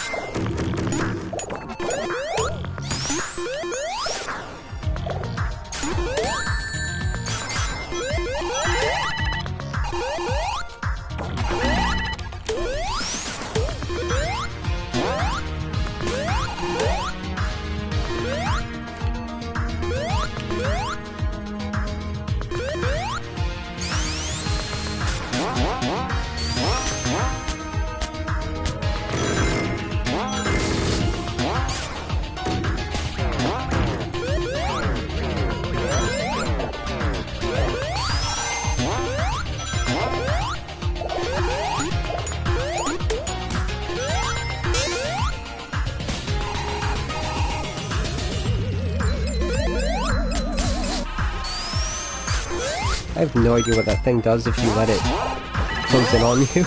I've never let it.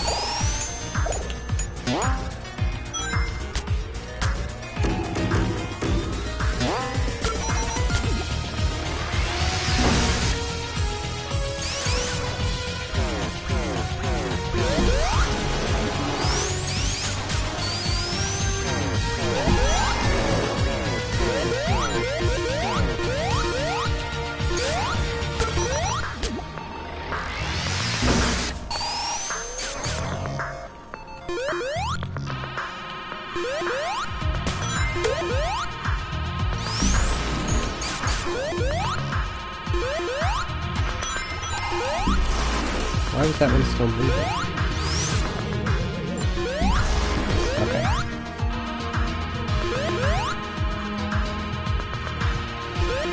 It's a little kinder than, like, an immediate death. Well, that was just dumb. Of me.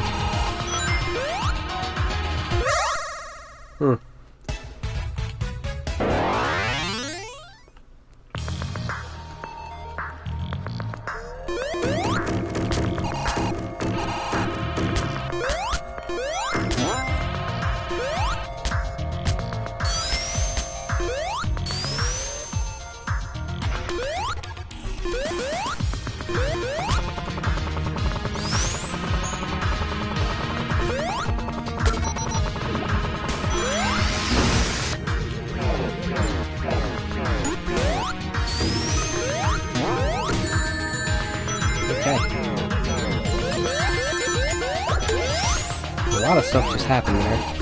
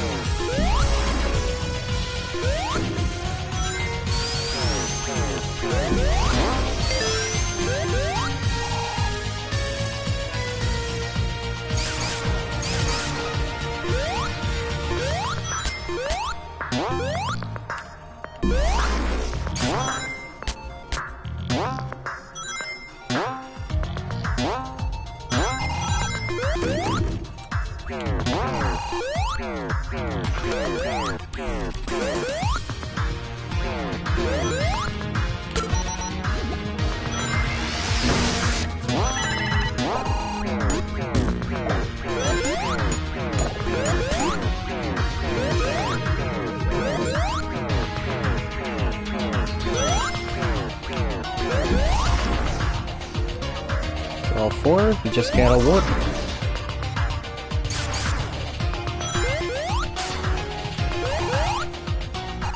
To the standard final boss,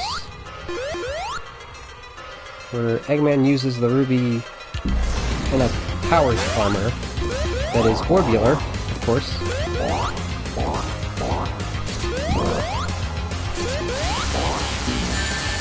Bullshit.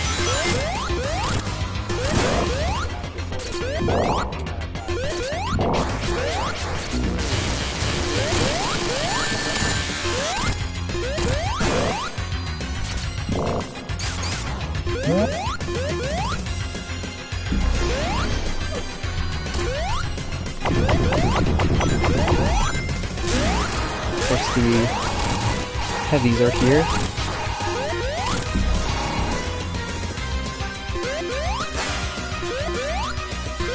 I'm sure to get hit by those hands again.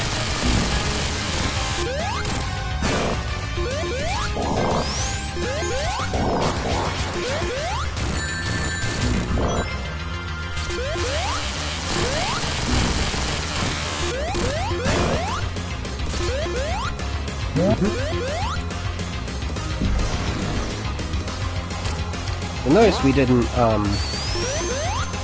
fight Heavy King. Or Heavy Monarch. I don't remember which one they're called. Probably King. This is the Titanic Monarch. That's a Knuckles exclusive boss.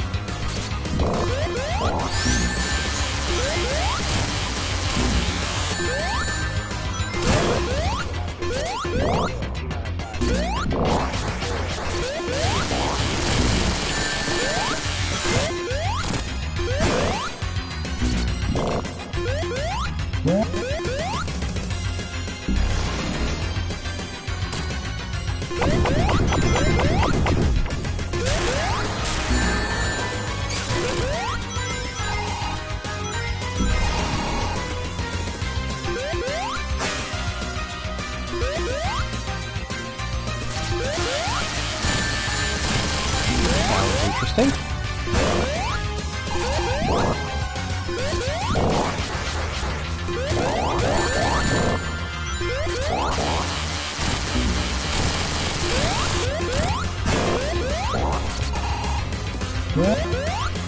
You can't avoid these hands, so that's why I am just going directly to them.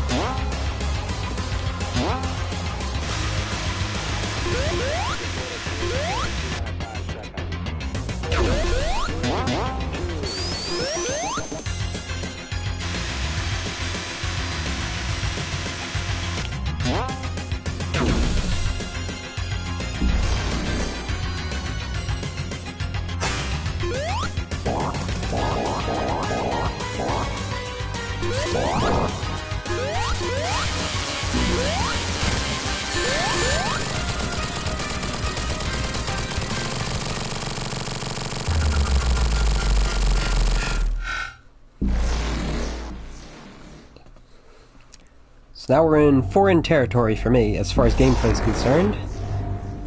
This is the Supersonic boss.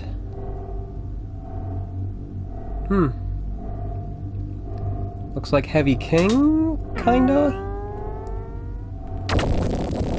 is betraying Eggman. I guess we're gonna do something about it.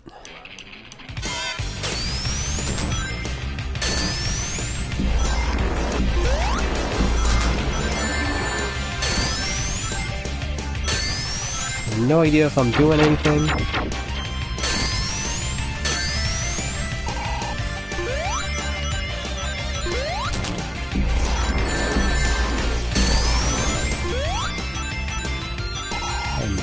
pretty much out of rings. Okay, so there's a tug of war happening between...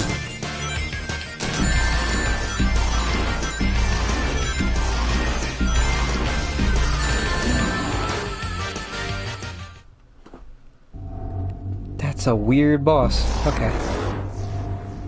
We're learning. Oh, the time is doing something over there. That's fun.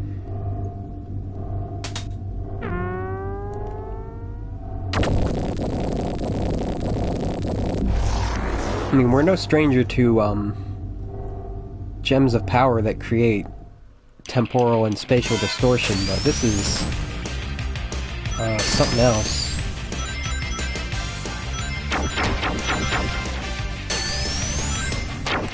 Okay, I see how it is.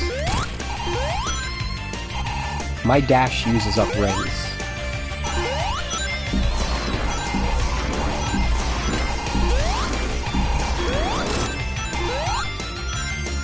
So I'd rather not.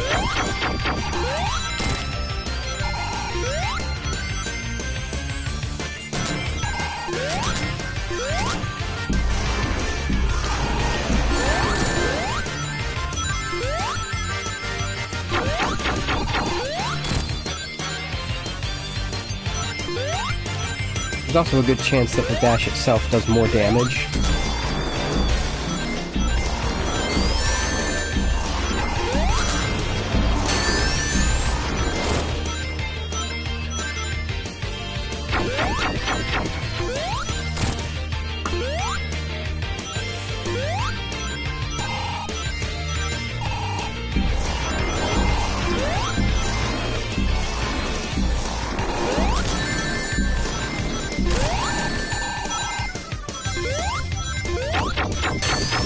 Yeah.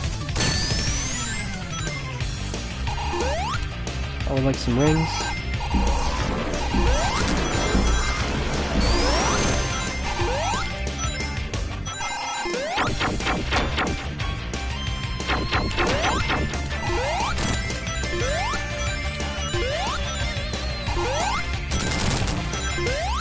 Nice.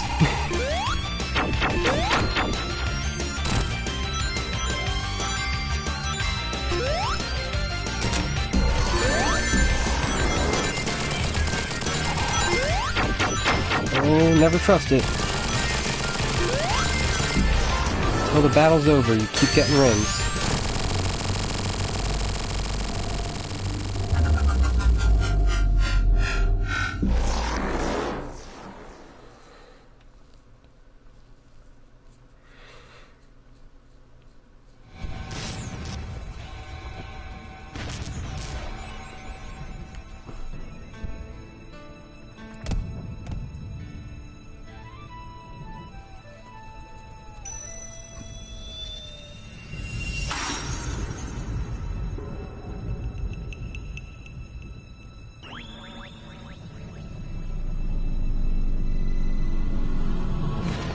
Now you can do this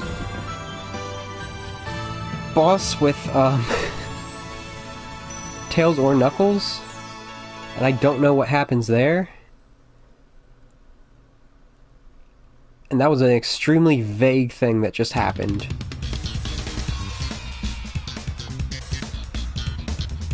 The running thing that we tend to say, we being Sonic fans, I guess, is... I mean, he might as well have, because the idea is that in that warp, he went to the future, similar to he does in Generations, to Sonic Forces. There's some plot holes about that, but I guess, you know, Sonic just went through a plot hole, so... Also, he could have just been fine. He could have just showed up right after there with Sonic and Tails and Knuckles. Or he could have showed up on Angel Island for Encore mode, which he also could have showed up there after Forces. I don't remember how that pans out. We'll get there when we get there. I'm gonna do this. Wait. So I want to do a no Chaos Emeralds ending just to show how equally ambiguous it is if you don't get the Chaos Emeralds. But I want to also show you it doesn't stop at Sonic and Tails. You can do Sonic and Knuckles, or Tails and Knuckles, or Knuckles and Knuckles.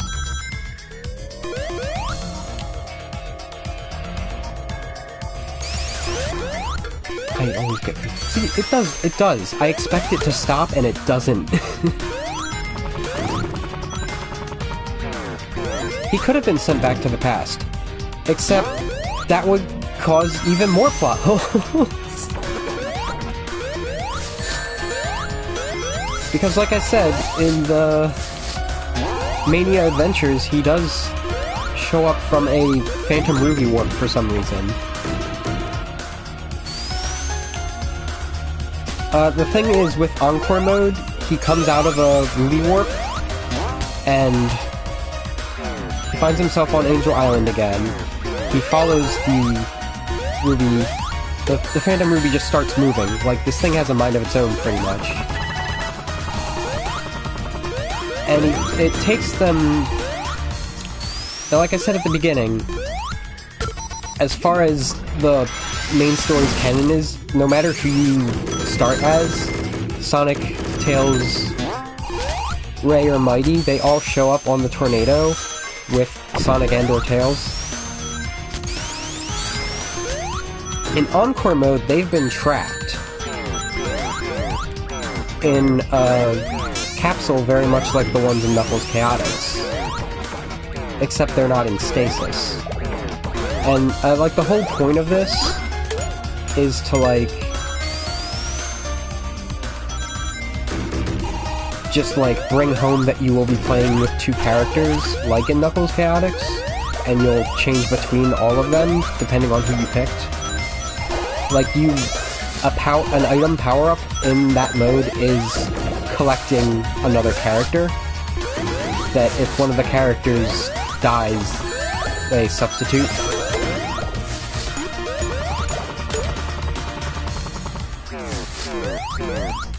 And after finding that, whichever character you didn't pick, turns out it was Heavy Magician in disguise, who takes the ruby over to the other four destroyed hard-boiled heavies and repairs them. And then you just do the entire plot again.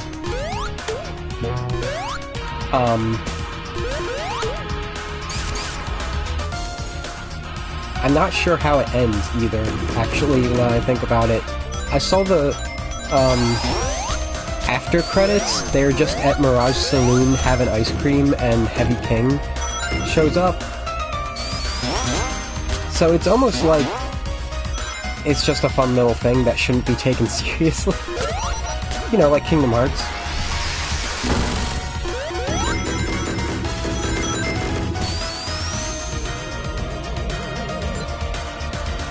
There's actually this ongoing pattern of Sonic games that end with, like, what is Eggman's fate after this thing happens to him? Is he dead? No, he'll just show up later, all fine.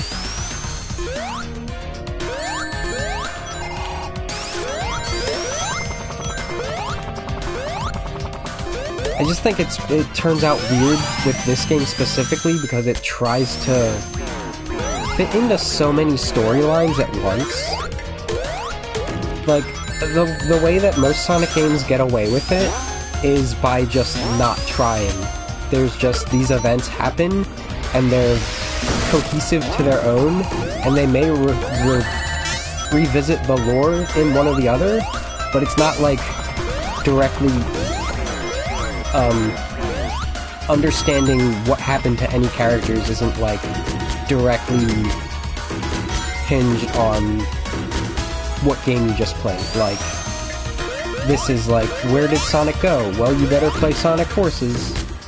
You can just assume one comes after the other normally. Or try and piece them together chronologically like I've been doing.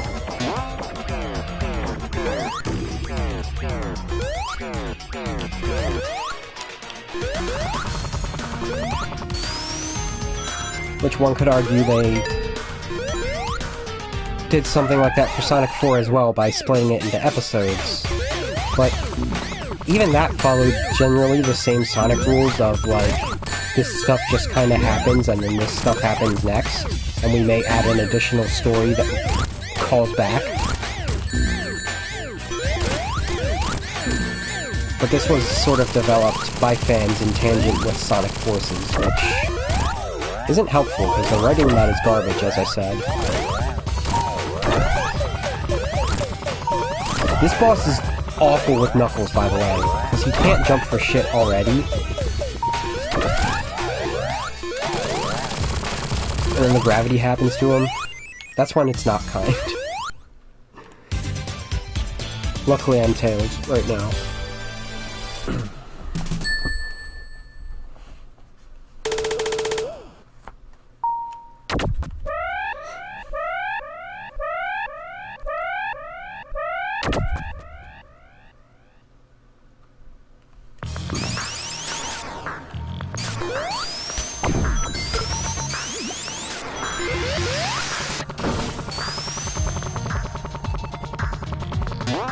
Who's interested what's up here? A 1-up.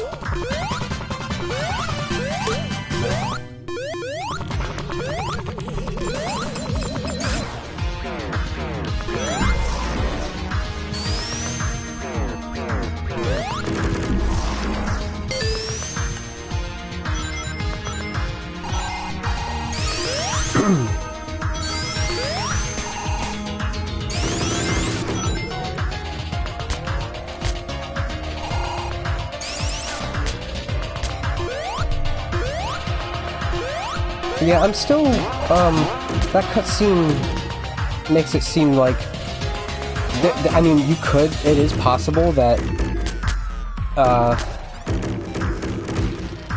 Little Planet is physically chained up with that after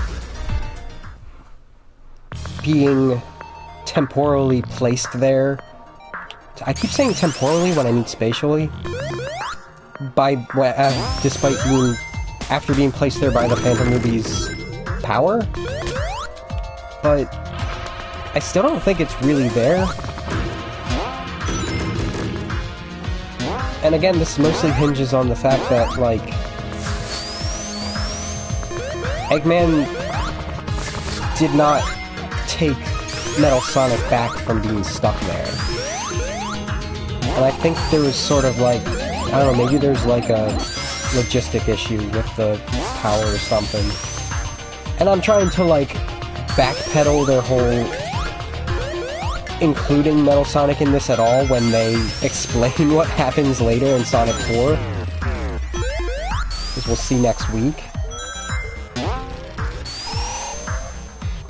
But, like, saying that the Little Planet is actually physically there, and it's, like, 11 months later, instead of it being just a Phantom Ruby manifestation, creates an additional plot hole.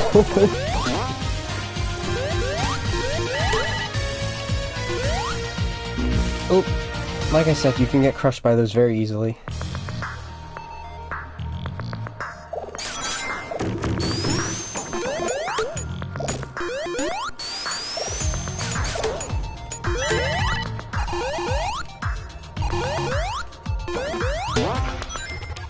Good job, Knuckles.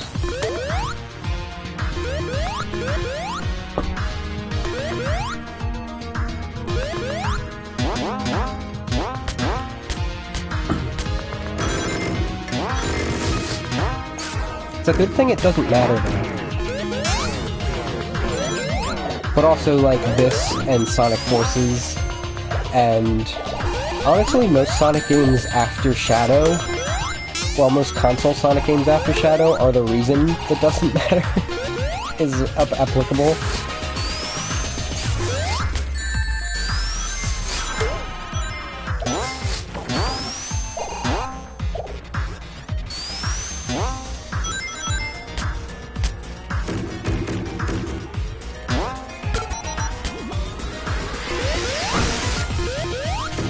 Oh, interesting. It's a solid wall.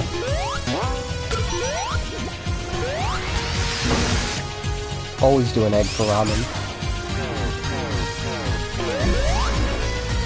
Make Eggman proud.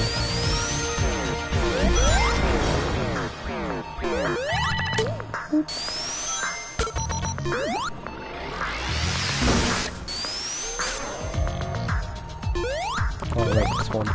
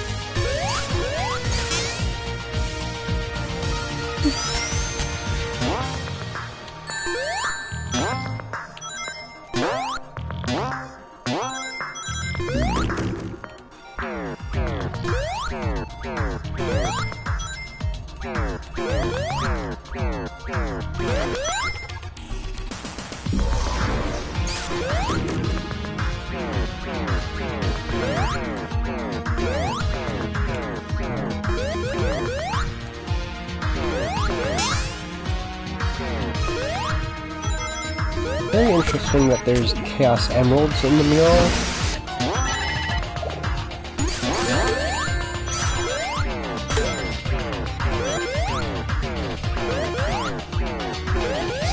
Right below the Phantom Ruby mural.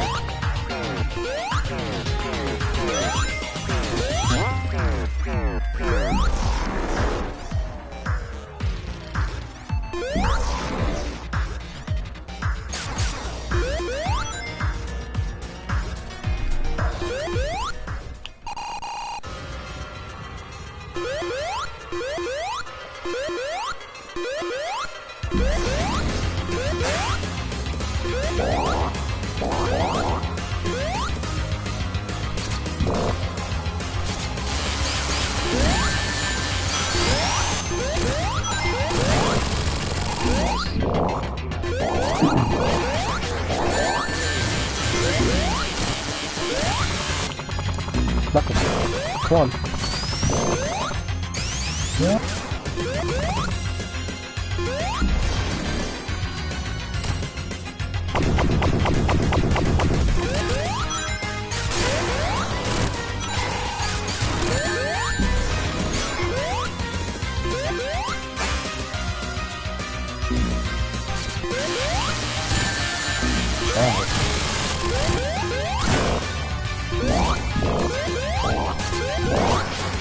That's actually a really strange, like, physical property that Eggman is actually just, like, doesn't have a hitbox at all until it activates after the shield goes down.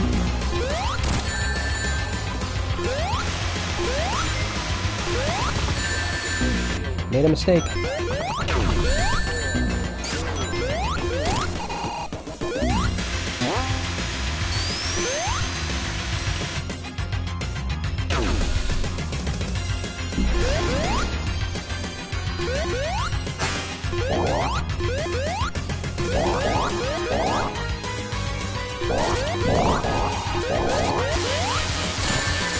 Yeah, because, like, I go right through him.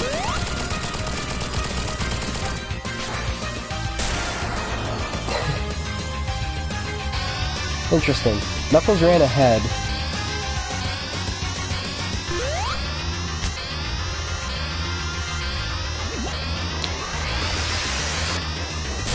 So whichever character you don't have with you has that, rocket to get out of there prepared.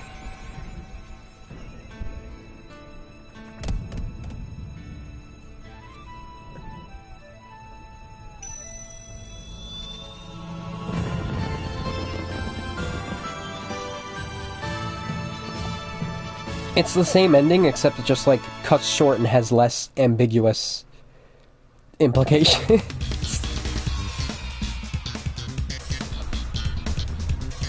Let's see, 40 minutes?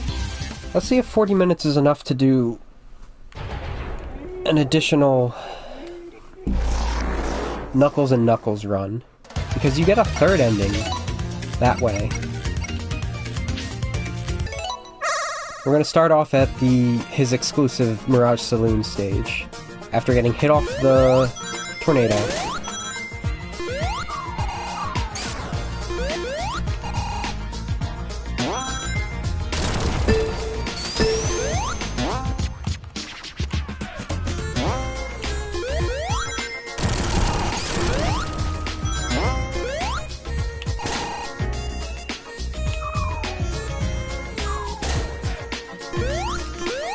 Sure.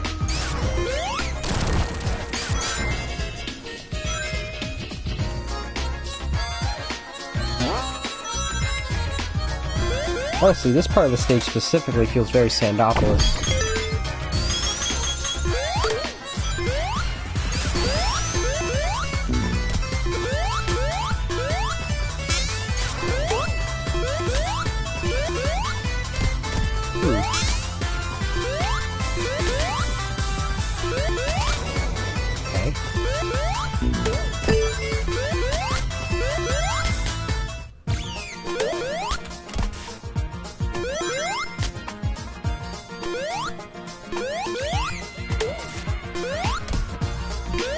And of course, these things, straight out of Hilltop Zone.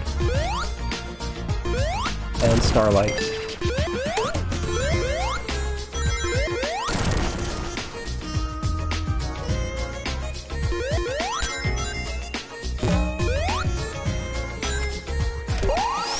Sure. I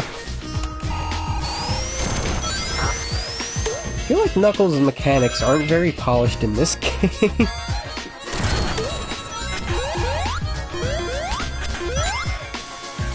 Also, his, like, play speed lands somewhere between,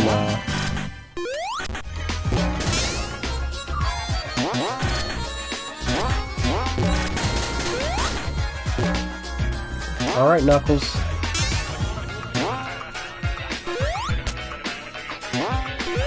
His playstyle lands somewhere between, like, how I said in Knuckles Chaotix, they sorta don't make him the most appealing character to play as because he's sort of nerfed from Sonic 3, even though the rest of the characters are, like, designed to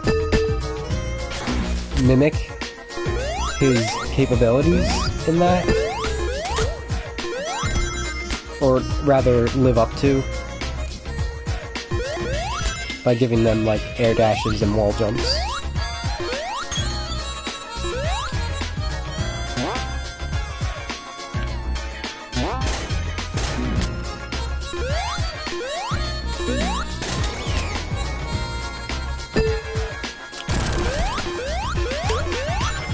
Still got the super glide though, just not as powerful.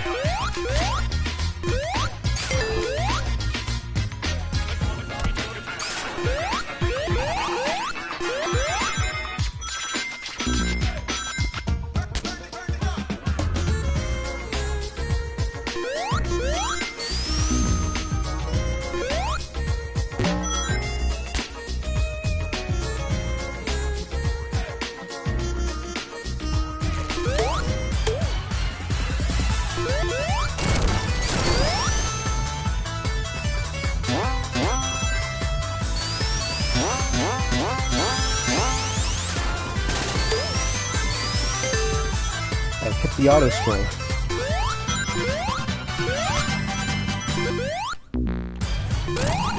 So he gets this boss, except it's based on... what is it? Sonic Chaos's first boss, I think? Or second? It's a lot more dangerous, especially for Knuckles who can't jump.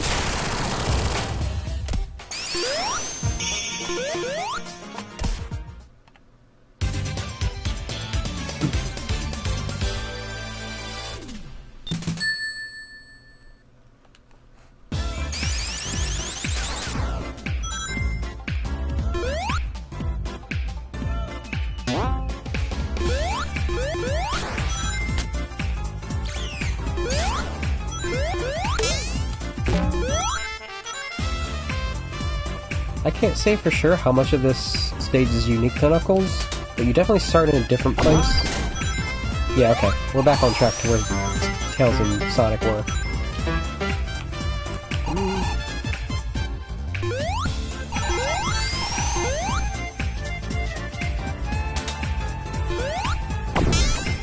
A better route this time.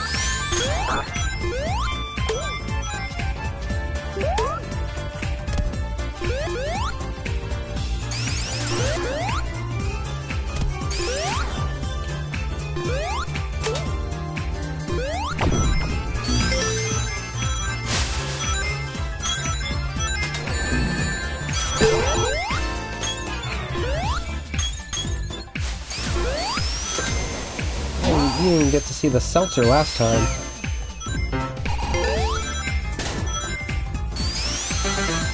Look at that. Already at the boss. Much better route than I did with Sonic and Tails.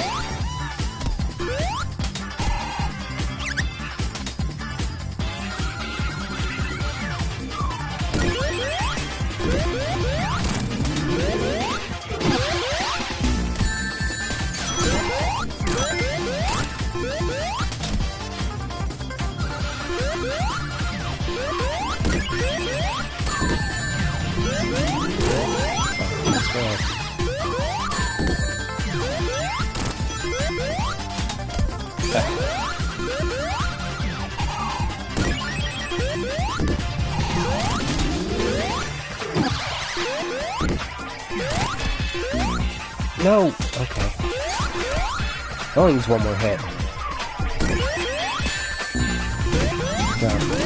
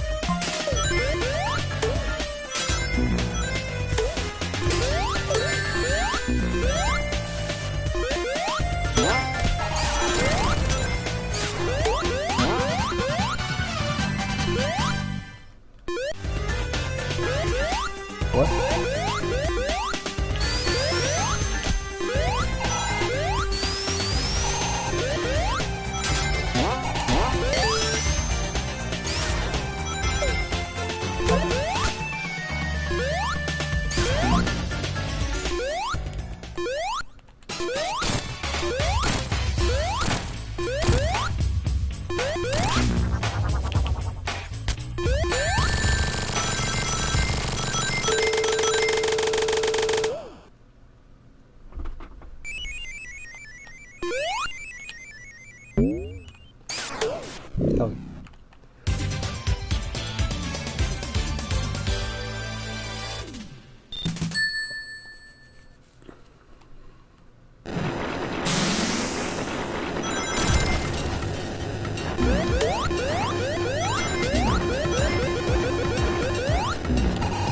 I tell you, those oil slides, they do not work the same as the sand ones in Sandopolis.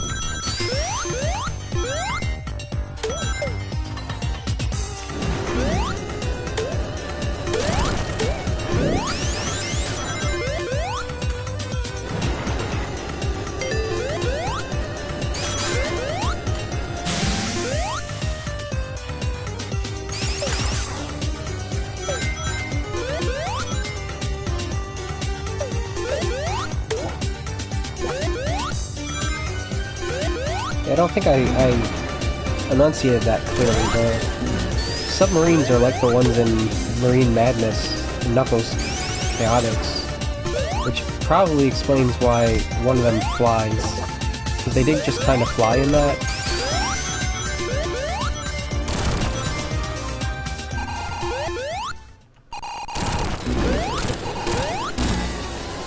Wait, which one am I? Can't get out.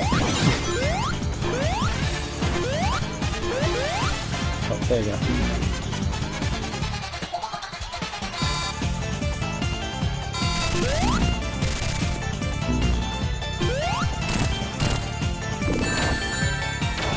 Oh, okay.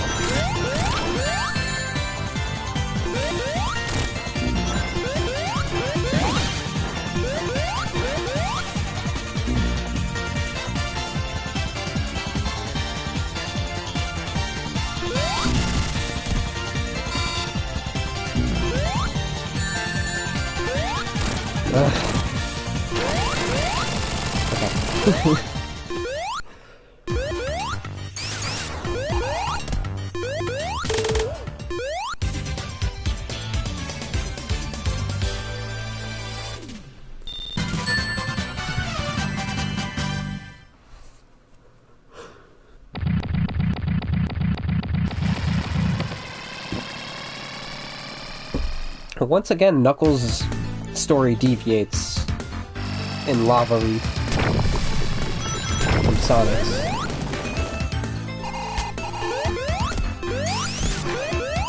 Okay, can you just stay still for a moment? I forget if it actually shortens his Act 2 any.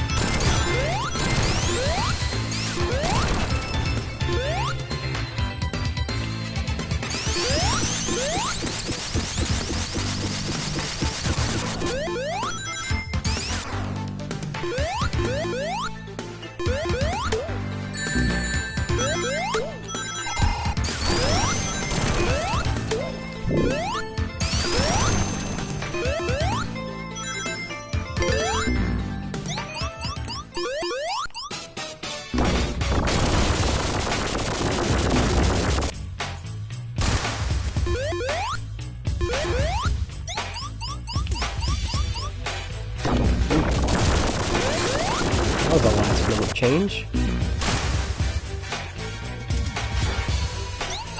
It sucks, because if you have the fire shield still, you can just, like, hit it there, ignoring the lava.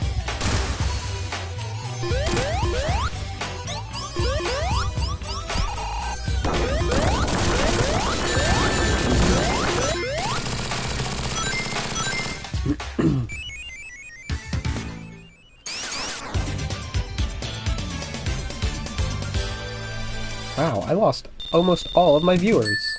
This must be my most boring one. I am out of things to talk about, though.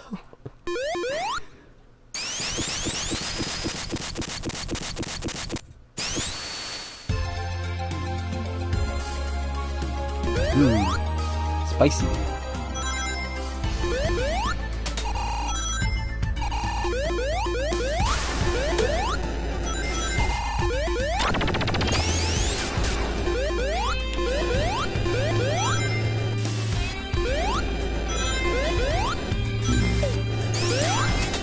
I always say, I'm not doing this for the viewers, I'm doing this for my friends who are probably watching after the fact.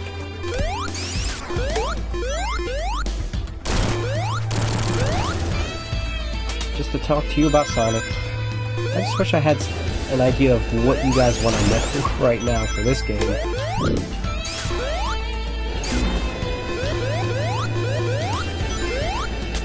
I think I said everything.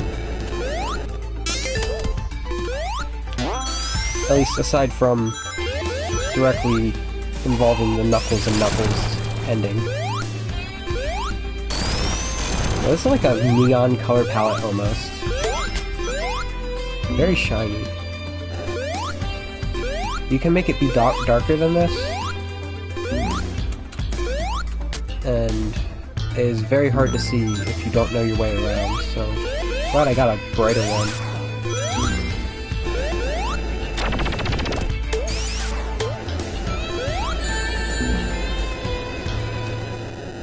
Yeah, I did go pretty deep into my complex feelings about this game.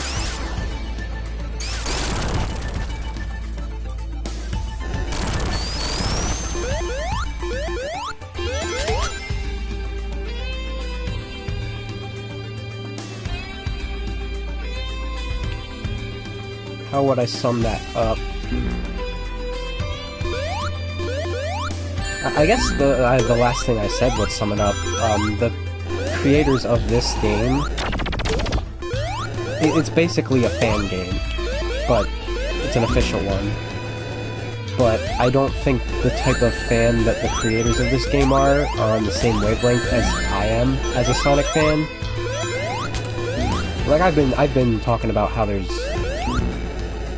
so much plot variation or something since beating the Sonic and Tails run.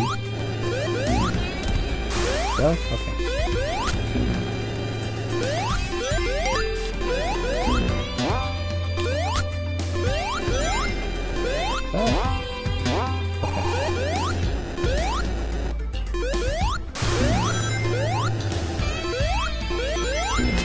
A few of the things that I was, like, a little miffed about recently turned out to mostly be a matter of, like, optimizing Knuckles or Tails over Sonic.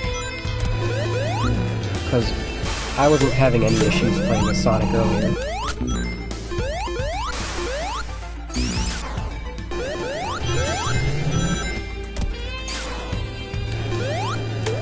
Plus, like, ultimately, I hyped myself up for this game so badly, and I wanted it to be as ultimate of a Sonic game as 3 is to me, and it just isn't.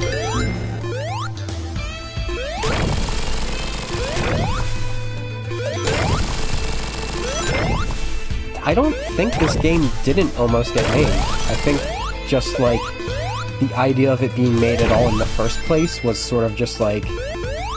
What they did was they made Mirage Saloon Zone, which, like I said, that is my favorite of the original stages. And it's based off of the original prototype stage in Sonic 2 that was called Dust Zone. And Sega was just like, actually this is really cool, you guys can do more of this. So it's not that it almost wasn't made, it's that it was made at all, is the wild thing. And then they, like, made its plot work entirely in tandem with, Forces. Wait, so if Knuckles can't go up there, he's over here. Right. And the problem with Forces, as I've said, like, 5 times now, is the writing is god-awful in there. It is a lot more fun than other Sonic games that have bad writing. But that's not... Actually, like... That's mostly just 06 at that point. There wasn't anything wrong with Black Knight's writing. It was silly and great in a way that I was hoping Forces to do, actually. But its gameplay is unforgivable.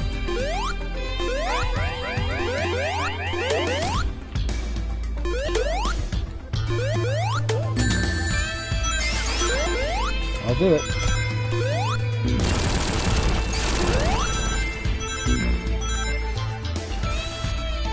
And it also might just be weird, like I said at the very, very beginning, this is the, along with Forces, the most recent Sonic platformer. But our place to put it in the continuity is...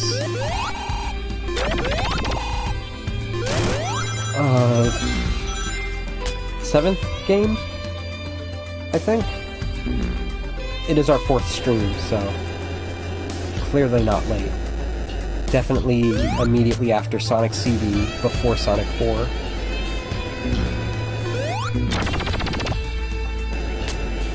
No, actually, it isn't. And I'll get into details about that when I play, like, Sonic Rush. Because that is the closest game to its would-be chronological input. So hey look, it's the Hidden Palace.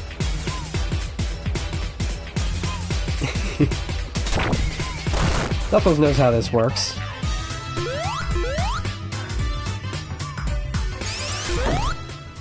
He's not gonna let it happen a second time. So we fight this guy. Heavy Monarch. Who is the core of the Egg Reverie, I think is what the Supersonic boss is called. While Sonic and Tails are busy fighting, Heavy Rider.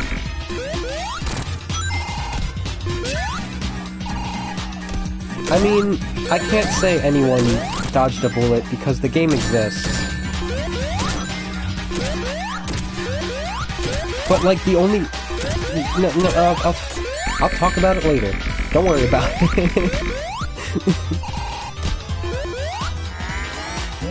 The way this boss actually works is not too dissimilar to Mecha Sonic. Which, again, I keep forgetting. You're not going to see that until my next stream.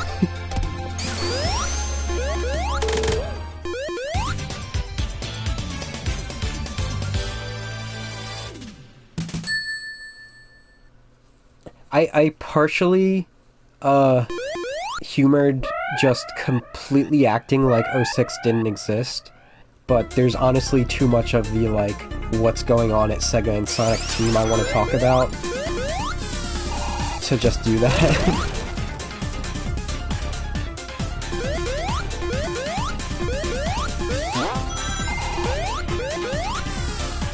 So the situation then, the situation now, like when this was made, it's so different.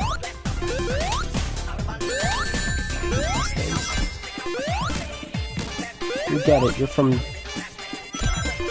Scrap Brain Zone, so you put them in Metallic Madness. So you kept them in Metallic Madness, but worse.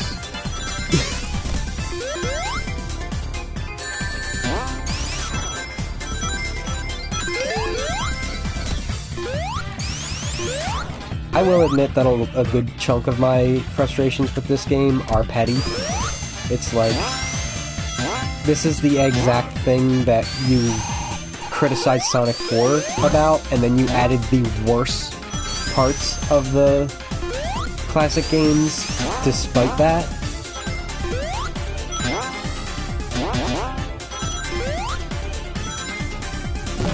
Like, I don't want your enemies to be shittily placed so that I can't, like, do things. I don't want Labyrinth Zone mechanics in Hydra City.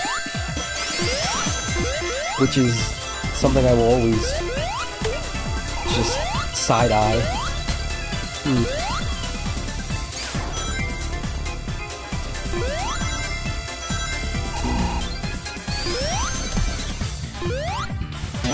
Because, like, ultimately, this is a good game. It's similar to how I would always give Sonic 2 a hard time. That's a good game. I just, like, specifically for that game, I was super tired of every Sonic fan saying the only Sonic games worth playing were...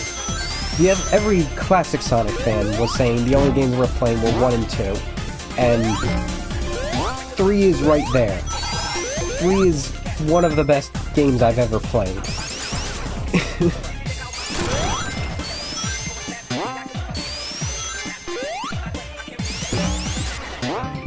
For this one, it's mostly, like, not living up to my own hype.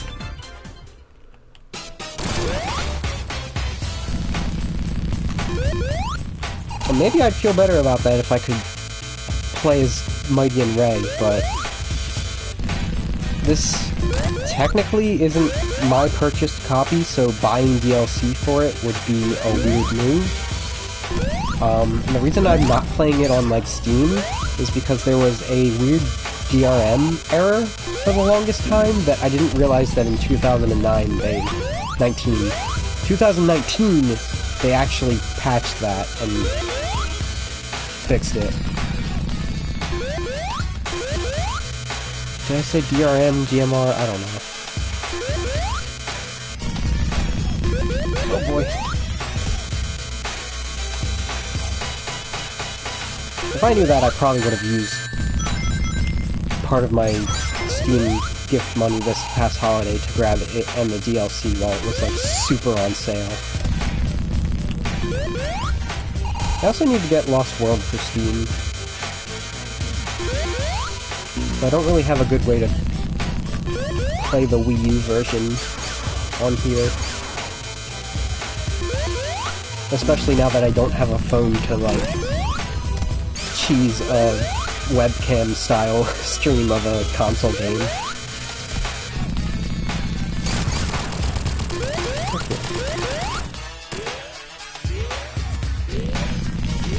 One, two, three, four.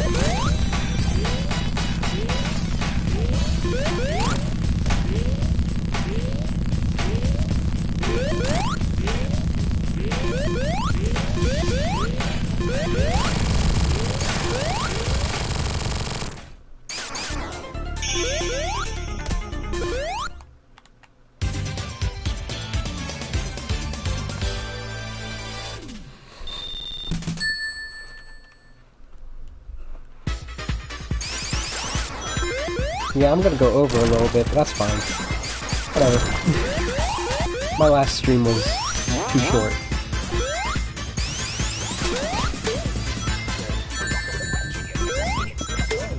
That was almost cool.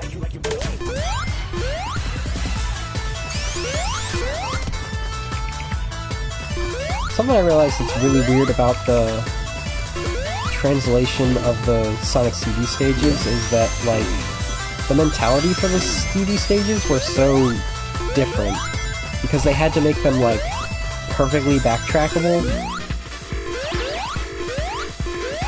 in some way, so that you could explore the stages, which was, like, a really cool and unique twist on, like, Sonic stages in general.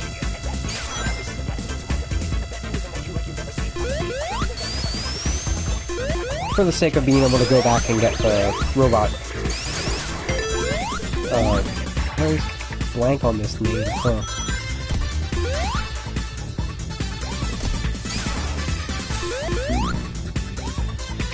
The robot generator is what I was calling it.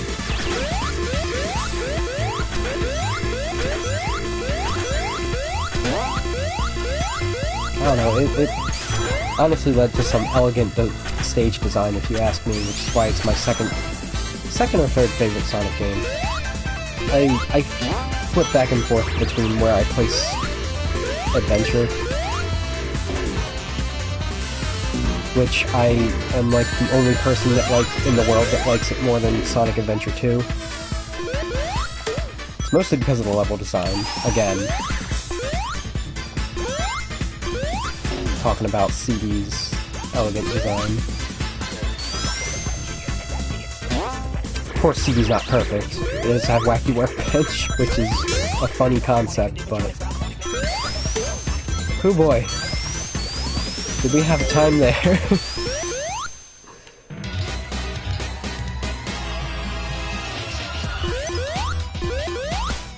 What if I just didn't, Eggman? What would you do then?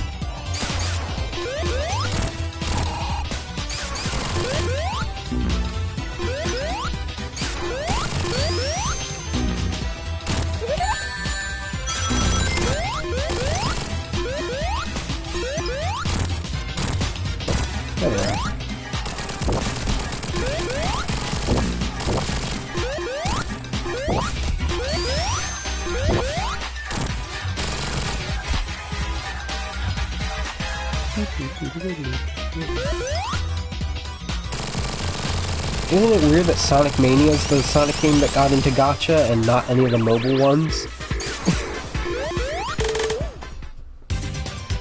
Except every pool is a punishment.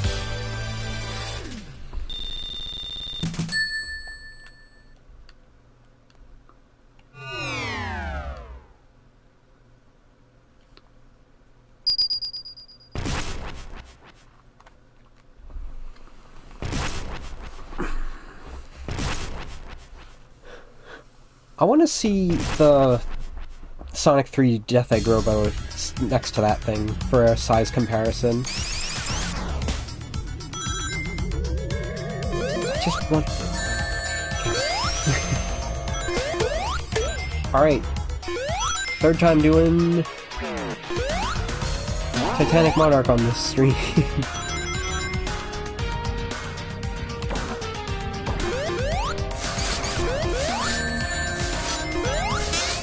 Once with Sonic, twice with Tails, 3 times with Knuckles. I did that on purpose because it reflects the games that they were debuted in.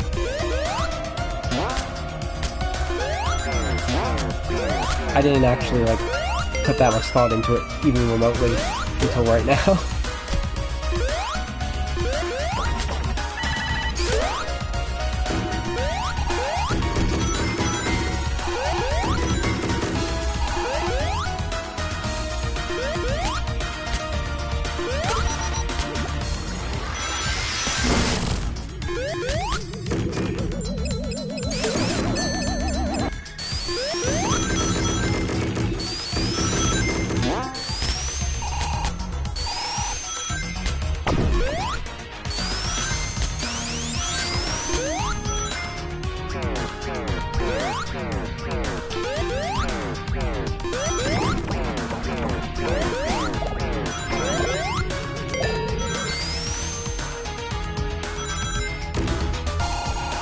Okay.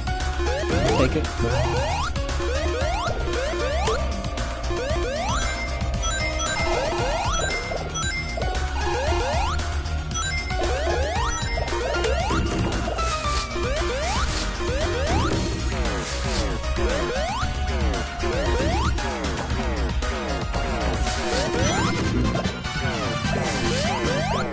Apparently, some people aren't a fan of these orbs in this level. And I'm just like...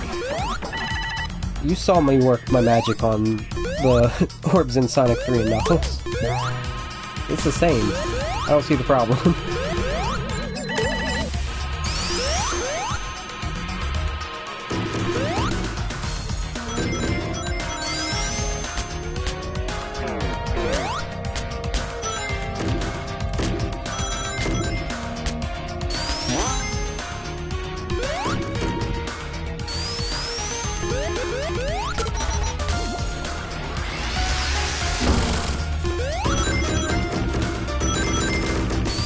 Which is also probably why I always think of Carnival Night Zone with the yellow bumpers instead of Metropolis.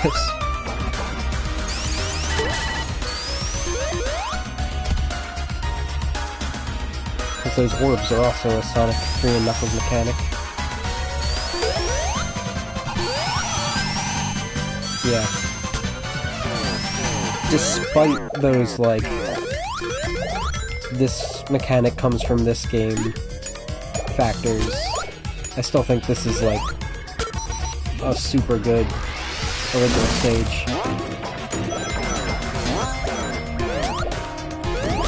Not quite as enjoyable as Mirage Saloon, probably. That was interesting.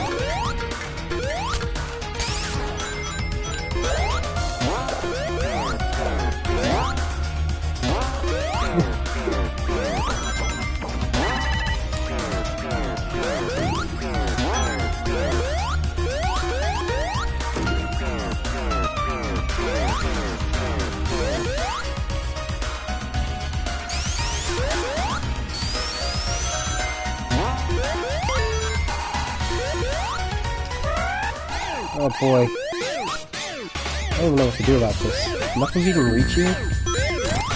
Barely. Because Knuckles never fought this thing in Sonic 3. Knuckles doesn't do Death Egg Zone, he just ends at Sky Sanctuary, which is just a boss. Oh, I wish I did that. I'm gonna stream before this at this point.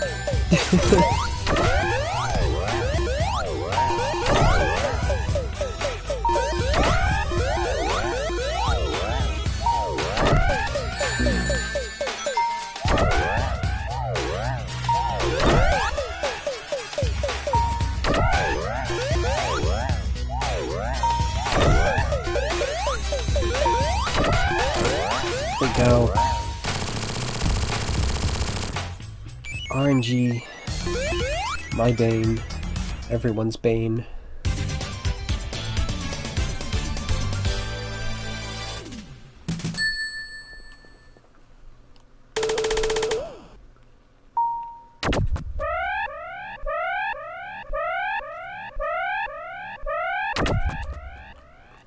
Like, I did specifically want to do my bonus where I replay 1, 2, and 3, the Knuckles run of 3 specifically, before 4, because of the way it actually throws back the same way this does. This honestly is more direct with its references, which makes sense given how I've talked about it. You're going to the literal stages instead of just there's aesthetic inspiration.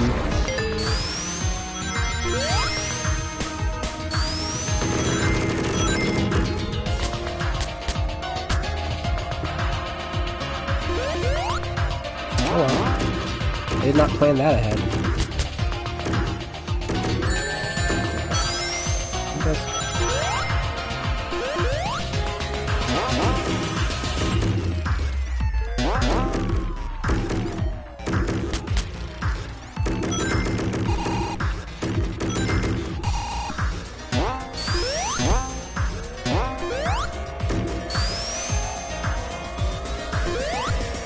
I hate these things so much.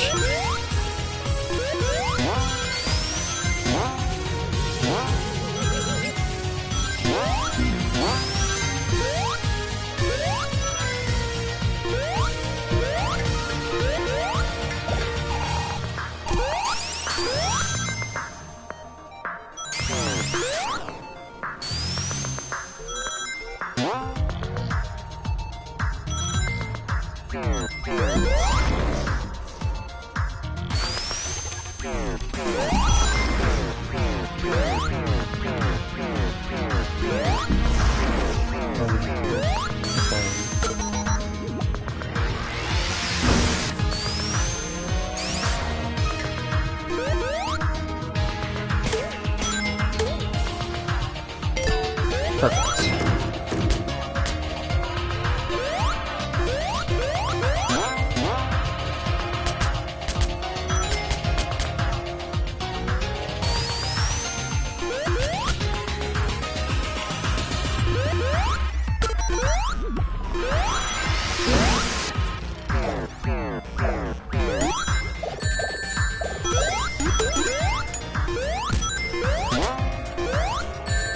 I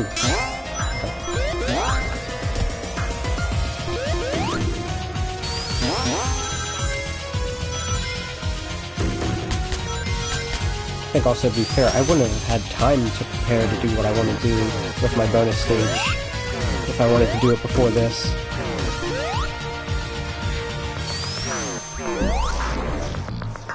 I was somewhat ill-prepared on this end in the first place.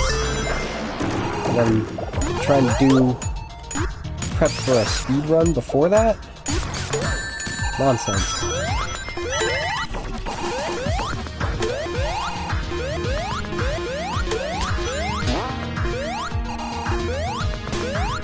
Oh boy.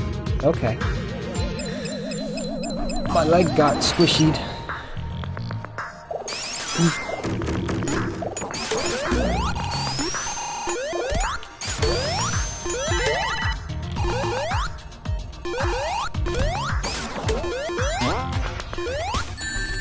Good jump.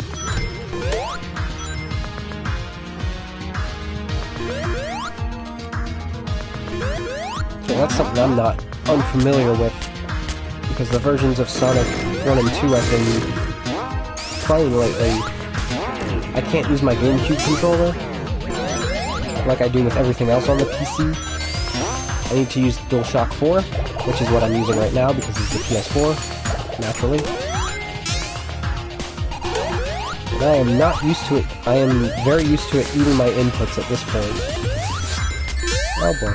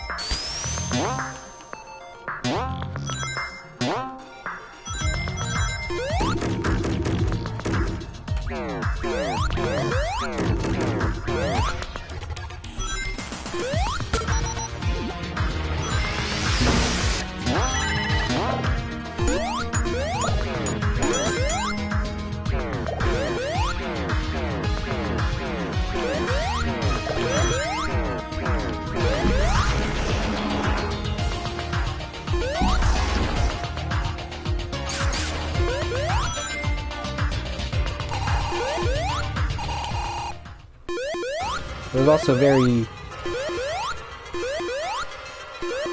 what's the word? It was also important that I did a new Knuckles file instead of the one I already have to show you this, because you don't get the Knuckles and Knuckles ending if you have all the Chaos Emeralds. You just do the Super Knuckles. I mean, you might. I'm actually gonna check that afterwards. I don't have egg on my face if it is, but I know the ending, the proper ending for it that leads to the ending happens only in this. Like, without the emeralds, I mean.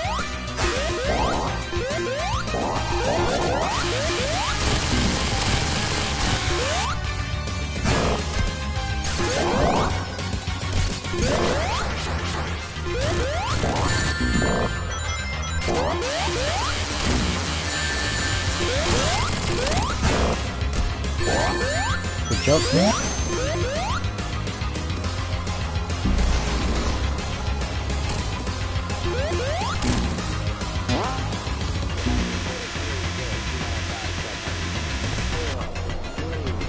I wonder why I've only gotten these two. You can get all 5 of the hard-boiled heavies. I wonder if it's always this order, Gunner and then Shinobi. I could have sworn in a previous playthrough I got a different one though. I don't think I've ever taken more than 2. Get it nuts?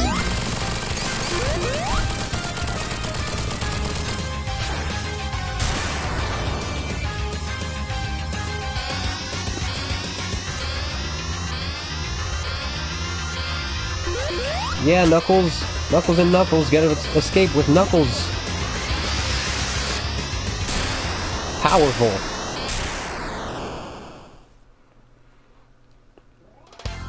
Which was just a flourish of Knuckles reading to the animals. I guess you could say that this is the ending where this game doesn't actually happen.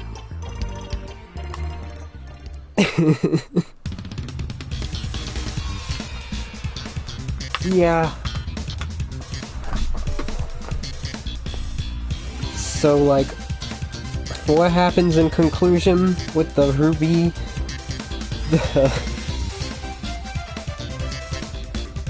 Yeah. The Phantom Ruby. What happened to Eggman afterwards? Well, I don't know. But he loses its power. It's fine. It's actually not even clear in Forces. To my memory, at least.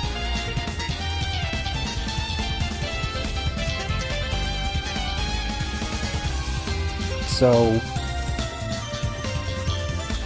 the Ruby disappears. Some way. Actually, I'll double check what the Encore ending does, because I forget if it's different.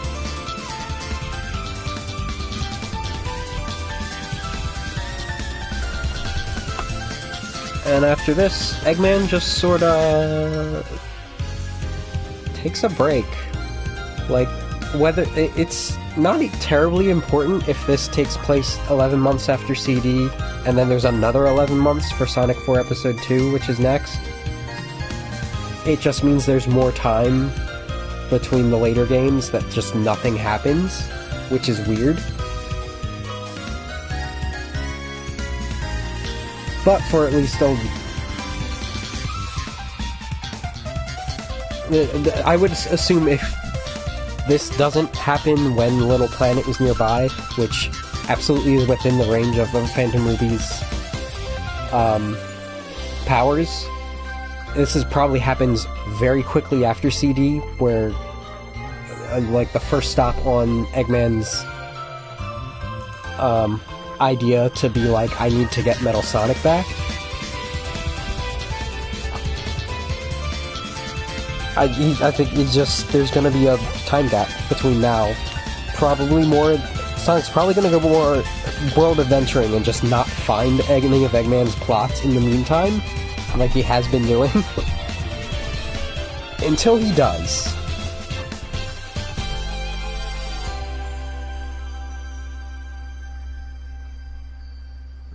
We're gonna get the song?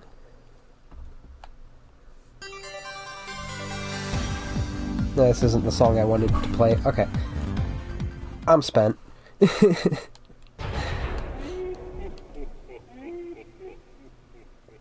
So, I can't exactly, like, go to an end screen or anything, but...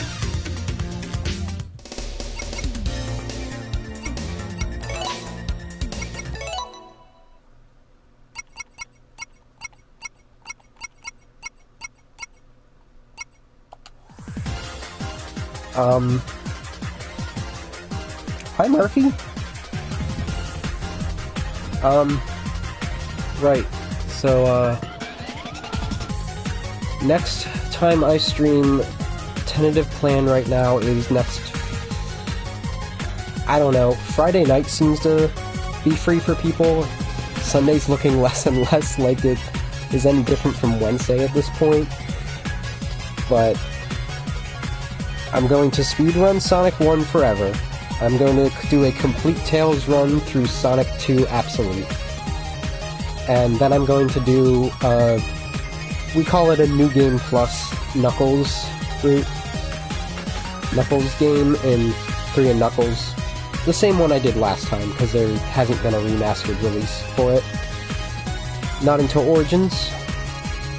And this is to lead up 1, 2, and 3 to the following Sunday. I'll do Sonic 4, Episode 2, there'll be a little bit of Episode 1 by technicality. So until then, bye-bye.